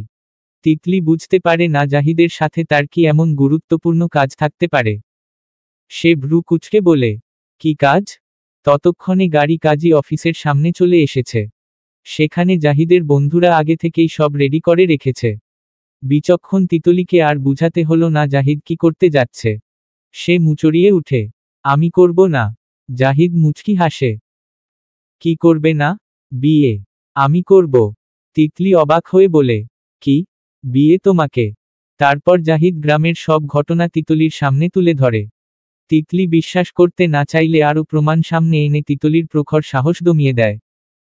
বাবা মা তার সাথে জীবনের প্রথম থেকেই কঠিন ছিল, কিন্তু এবার তারা কিভাবে পারছে নিজের মেয়েকে এমন এক পরিস্থিতিতে ঠেলে দিতে যেখানে দুঃখ ছাড়া কখনো সুখ হবে না। তারপরও জাহিদকে বিয়ে করার জন্য রাজি করাতে খুব বেগ পেতে হয়েছিল। অবশেষে একটা ঘোরের মাঝেই জাহিদ আর তিতলির বিয়েটা হয়েই গেল। বিয়ের পরেও তিতলি থমে রে বসে আছে। জাহিদ সন্তর্পণে তিতলির হাতটা নিজের হাতের মুঠোয় নিয়ে রেখেছে। গ্রামে আসার পুরোটা রাস্তা তিতলি জাহিদের সাথে একটুও কথা বলেনি। বাড়ি এসে ঠিকই দেখল তার বাবা সুস্থ আর তোড়জোড় করে বিয়ের আয়োজন চলছে। তাকে সবাই বুঝাতে ব্যস্ত, পুরুষ মানুষের দুই একটা বাচ্চা কাচ্চা থাকলে সেটা দোষের কিছু না। তিতলি কোন কথা না বললে তার মা তাকে কসম দিয়ে বলে, আজকে তুই এই বিয়ে না করলে আমাদের দুজনের মরা মুখ দেখবি। কথা কাটাকাটিতে এতক্ষণ কেউই লক্ষ্য করেনি উঠানের একপাশে জাহিদ দাঁড়িয়ে আছে। সে এবার এগিয়ে এসে বলে, যার বিয়ে হয়েছে হাজবেন্ড সহিসালাম তো আছে, তাকে আবার বিয়ে দেওয়ার কোন মানে দেখি না। সবাই অবাক হলেও তিতলিকে চুপ থাকতে দেখে বুঝতে পারে পানি অনেক দূর গড়িয়েছে। তারপর বিস্তারিত জানতে পেরে তিতলির মা বাবা প্রথমে রেগে গেলেও ভালো পাত্র হাতে পেয়েছে ভেবে দমে যায়। তাদের মুখ দেখেই বোঝা যায় তারা নিমরাজি। এদিকে জাহিদের বাড়িতে খবর চলে যায় এত বড় ডাক্তার সে কিনা দ্বিতীয় মেয়ে বিয়ে করেছে। এক কথা দুই কথা চালাচালি হয়ে ঝামেলা লেগে যায়। জাহিদের মা কয়েকবার মূর্ছা যায়। দুই পক্ষের কথা কাটাকাটি হয়ে সালিশ বসে। সালিশে বলা হয় যেহেতু দুই পক্ষের কেউই রাজি না তাই এই বিয়ে মেনে নেওয়ার কোন কারণ নেই। জাহিদ এতক্ষণ চুপচাপ সবার তামাশা দেখছিল, এবার সে বলে, বিয়ে আমি করেছি, সংসারও আমি করব, এতে আপনাদের মতামত চেয়েছে কে? আমার জীবনের সিদ্ধান্ত আমাকে নিতে দিন, যার ভালো লাগবে সে আমাদের মেনে নেবে, ভালো না লাগলে কিছুই করার নেই। সবার আগে হলো আমার সুখ। তারপর সে তার বাবা মাকে উদ্দেশ্য করে বলল, আপনারা যখন তিতলিকে মেনে নেবেন তখনই না হয় সে আপনাদের বাড়িতে পা রাখবে, এখন আমার সাথেই থাকুক। জাহিদ স্তব্ধ হয়ে দাঁড়িয়ে থাকা তিতলির দিকে হাত বাড়িয়ে বলে, চল, আমাদের দেরি হয়ে যাবে। তিতলি জলে টলমল চোখ নিয়ে জাহিদের দিকে তাকায়। তারপর বহুদিনের কাঙ্ক্ষিত ইচ্ছা পূরণ করে জাহিদের হাত ধরে উঠে দাঁড়ায়। দুজন সবাইকে অবাক করে দিয়ে বেরিয়ে যায়। সারা রাস্তা তিতলি জাহিদের সাথে তেমন কোন কথা বলেনি। ঢাকায় ফিরে তিতলি জানায় সে তার আগের বাসায়ই যাবে। জাহিদ তিতলির মনের অবস্থা বুঝে আর কথা বাড়ায় না। যাওয়ার আগে তার বাসার ডুপ্লিকেট চাবিটা তিতলির হাতে দিয়ে যায়। হঠাৎ ঘটে যাওয়া ঘটনাটা সামলে উঠতে তিতলির কয়েকদিন লাগল। এর মাঝে তিতলি আর জাহিদের আর দেখা হয়নি। জাহিদ ফোন দিলেও তিতলি হুহা করে কাটিয়ে দেয়। নিঝুম রাতে তিতলি নিজের সাথে অনেক হিসাব কষে জীবনের ছন্দে ফিরে আসতে চায়। জাহিদকে মেনে নিয়ে নতুন স্বপ্ন দেখার আপ্রাণ চেষ্টা চালায়। সেদিন হঠাৎ জাহিদ তিতলির মোবাইলে মেসেজ পাঠায়। বউকে বউ সাজে দেখার ইচ্ছে ছিল। সারাদিন অক্লান্ত পরিশ্রম করে জাহিদ রাত 11টার নাগাদ বাসায় আসে। ফ্ল্যাটের দরজা খুলে রুমের লাইট জ্বালিয়ে তার বিষম খাওয়ার অবস্থা। লাল টুকটুকে বউ সেজে তিতলি বসে আছে। জাহিদের চোখকে যেন সে বিশ্বাস করতে পারছে না। তিতলির এত লজ্জা লাগছিল সে মাথা তুলে জাহিদের দিকেই তাকাতে পারছিল না। জাহিদ ধীর পায়ে এগিয়ে আসে। তিতলি তার বিছানায় বসেছিল, সে হাঁটুমুড়ে তিতলির সামনে বসে। তিতলি জাহিদের চোখে চোখ রেখে লাজুকলতার মতো হাসে। জাহিদ নিজেও হেসে ফেলে। মাথাটা উঁচু করে তিতলির কপালে ভালোবাসার বিশুদ্ধতম চুমু এঁকে দেয়। ফিসফিস করে বলে, আমার ইচ্ছেটা পূরণ করার জন্য ধন্যবাদ। তারপর তিতলিকে আচমকা পাঁচকোলা করে কোলে উঠিয়ে নেয়। আর সারা বাসা হাঁটতে থাকে। তিতলি অবাক হয়ে বলে, কি করছেন? খুশিতে উদযাপন করছি। ইস, এত সুন্দর বউ। জাহিদের কথায় তিতলি লজ্জায় জাহিদের বুকে মুখ লুকায়। সারাটা রাত শীতের চাদরের মতো একে অপরের সাথে জড়িয়েছিল। আদরে আবেশে পূর্ণ হয় জাহিদের অপূর্ণ মন দেহ। নারী দেহ নিয়ে নানা কসরত পোহাতে হয়। এবারও তিতলি বুঝতে পারে এই পুরুষ অদক্ষ অবুঝ। তিতলির পুরুষ হিসাবে জাহিদ দ্বিতীয় হলেও জাহিদের যে তিতলি প্রথম সেটা আর বলার অপেক্ষা রাখে না। সুখের চাদরে তিতলি নিজেকে বিছিয়ে দেয়। খুশিতে ঝুমঝুম হয়ে জাহিদের চোখের নিজের সুখ দেখতে পায়। এরপরের দিনগুলো জাহিদ তিতলিকে তিল পরিমাণ মন খারাপও করতে দেয়নি। সুখে সুখে আকাশে মেঘের মতো উড়িয়েছে। একসময় তার পরিবারও মেনে নিয়েছে সবকিছু। এই মেয়ের জন্য তো আর ছেলের সাথে সম্পর্ক বিচ্ছেদ করা যায় না। তিতলি মাঝে মাঝে নিজের জীবনটার দিকে তাকায়, এই তো সে এখন পূর্ণ বিষাক্ত জীবনের হাতছানি আর তার পিছু করে নেই। জাহিদের দিকে তাকালে মনে হয় এই তো তার সোনার হরিণ, যে তাকে সর্বোচ্চ সুখী রাখার জন্য নিজের জীবনের সবটা বাজি রাখতে পারে। তিতলি জাহিদের বুকে মাথা রেখে ফিসফিস করে বলে, তুমি আমার সোনার হরিণ। জাহিদ পরম আবেশে তিতলির গালে চুমু দিয়ে বলে, তুমি আমার সোনা বউ। সমাপ্ত।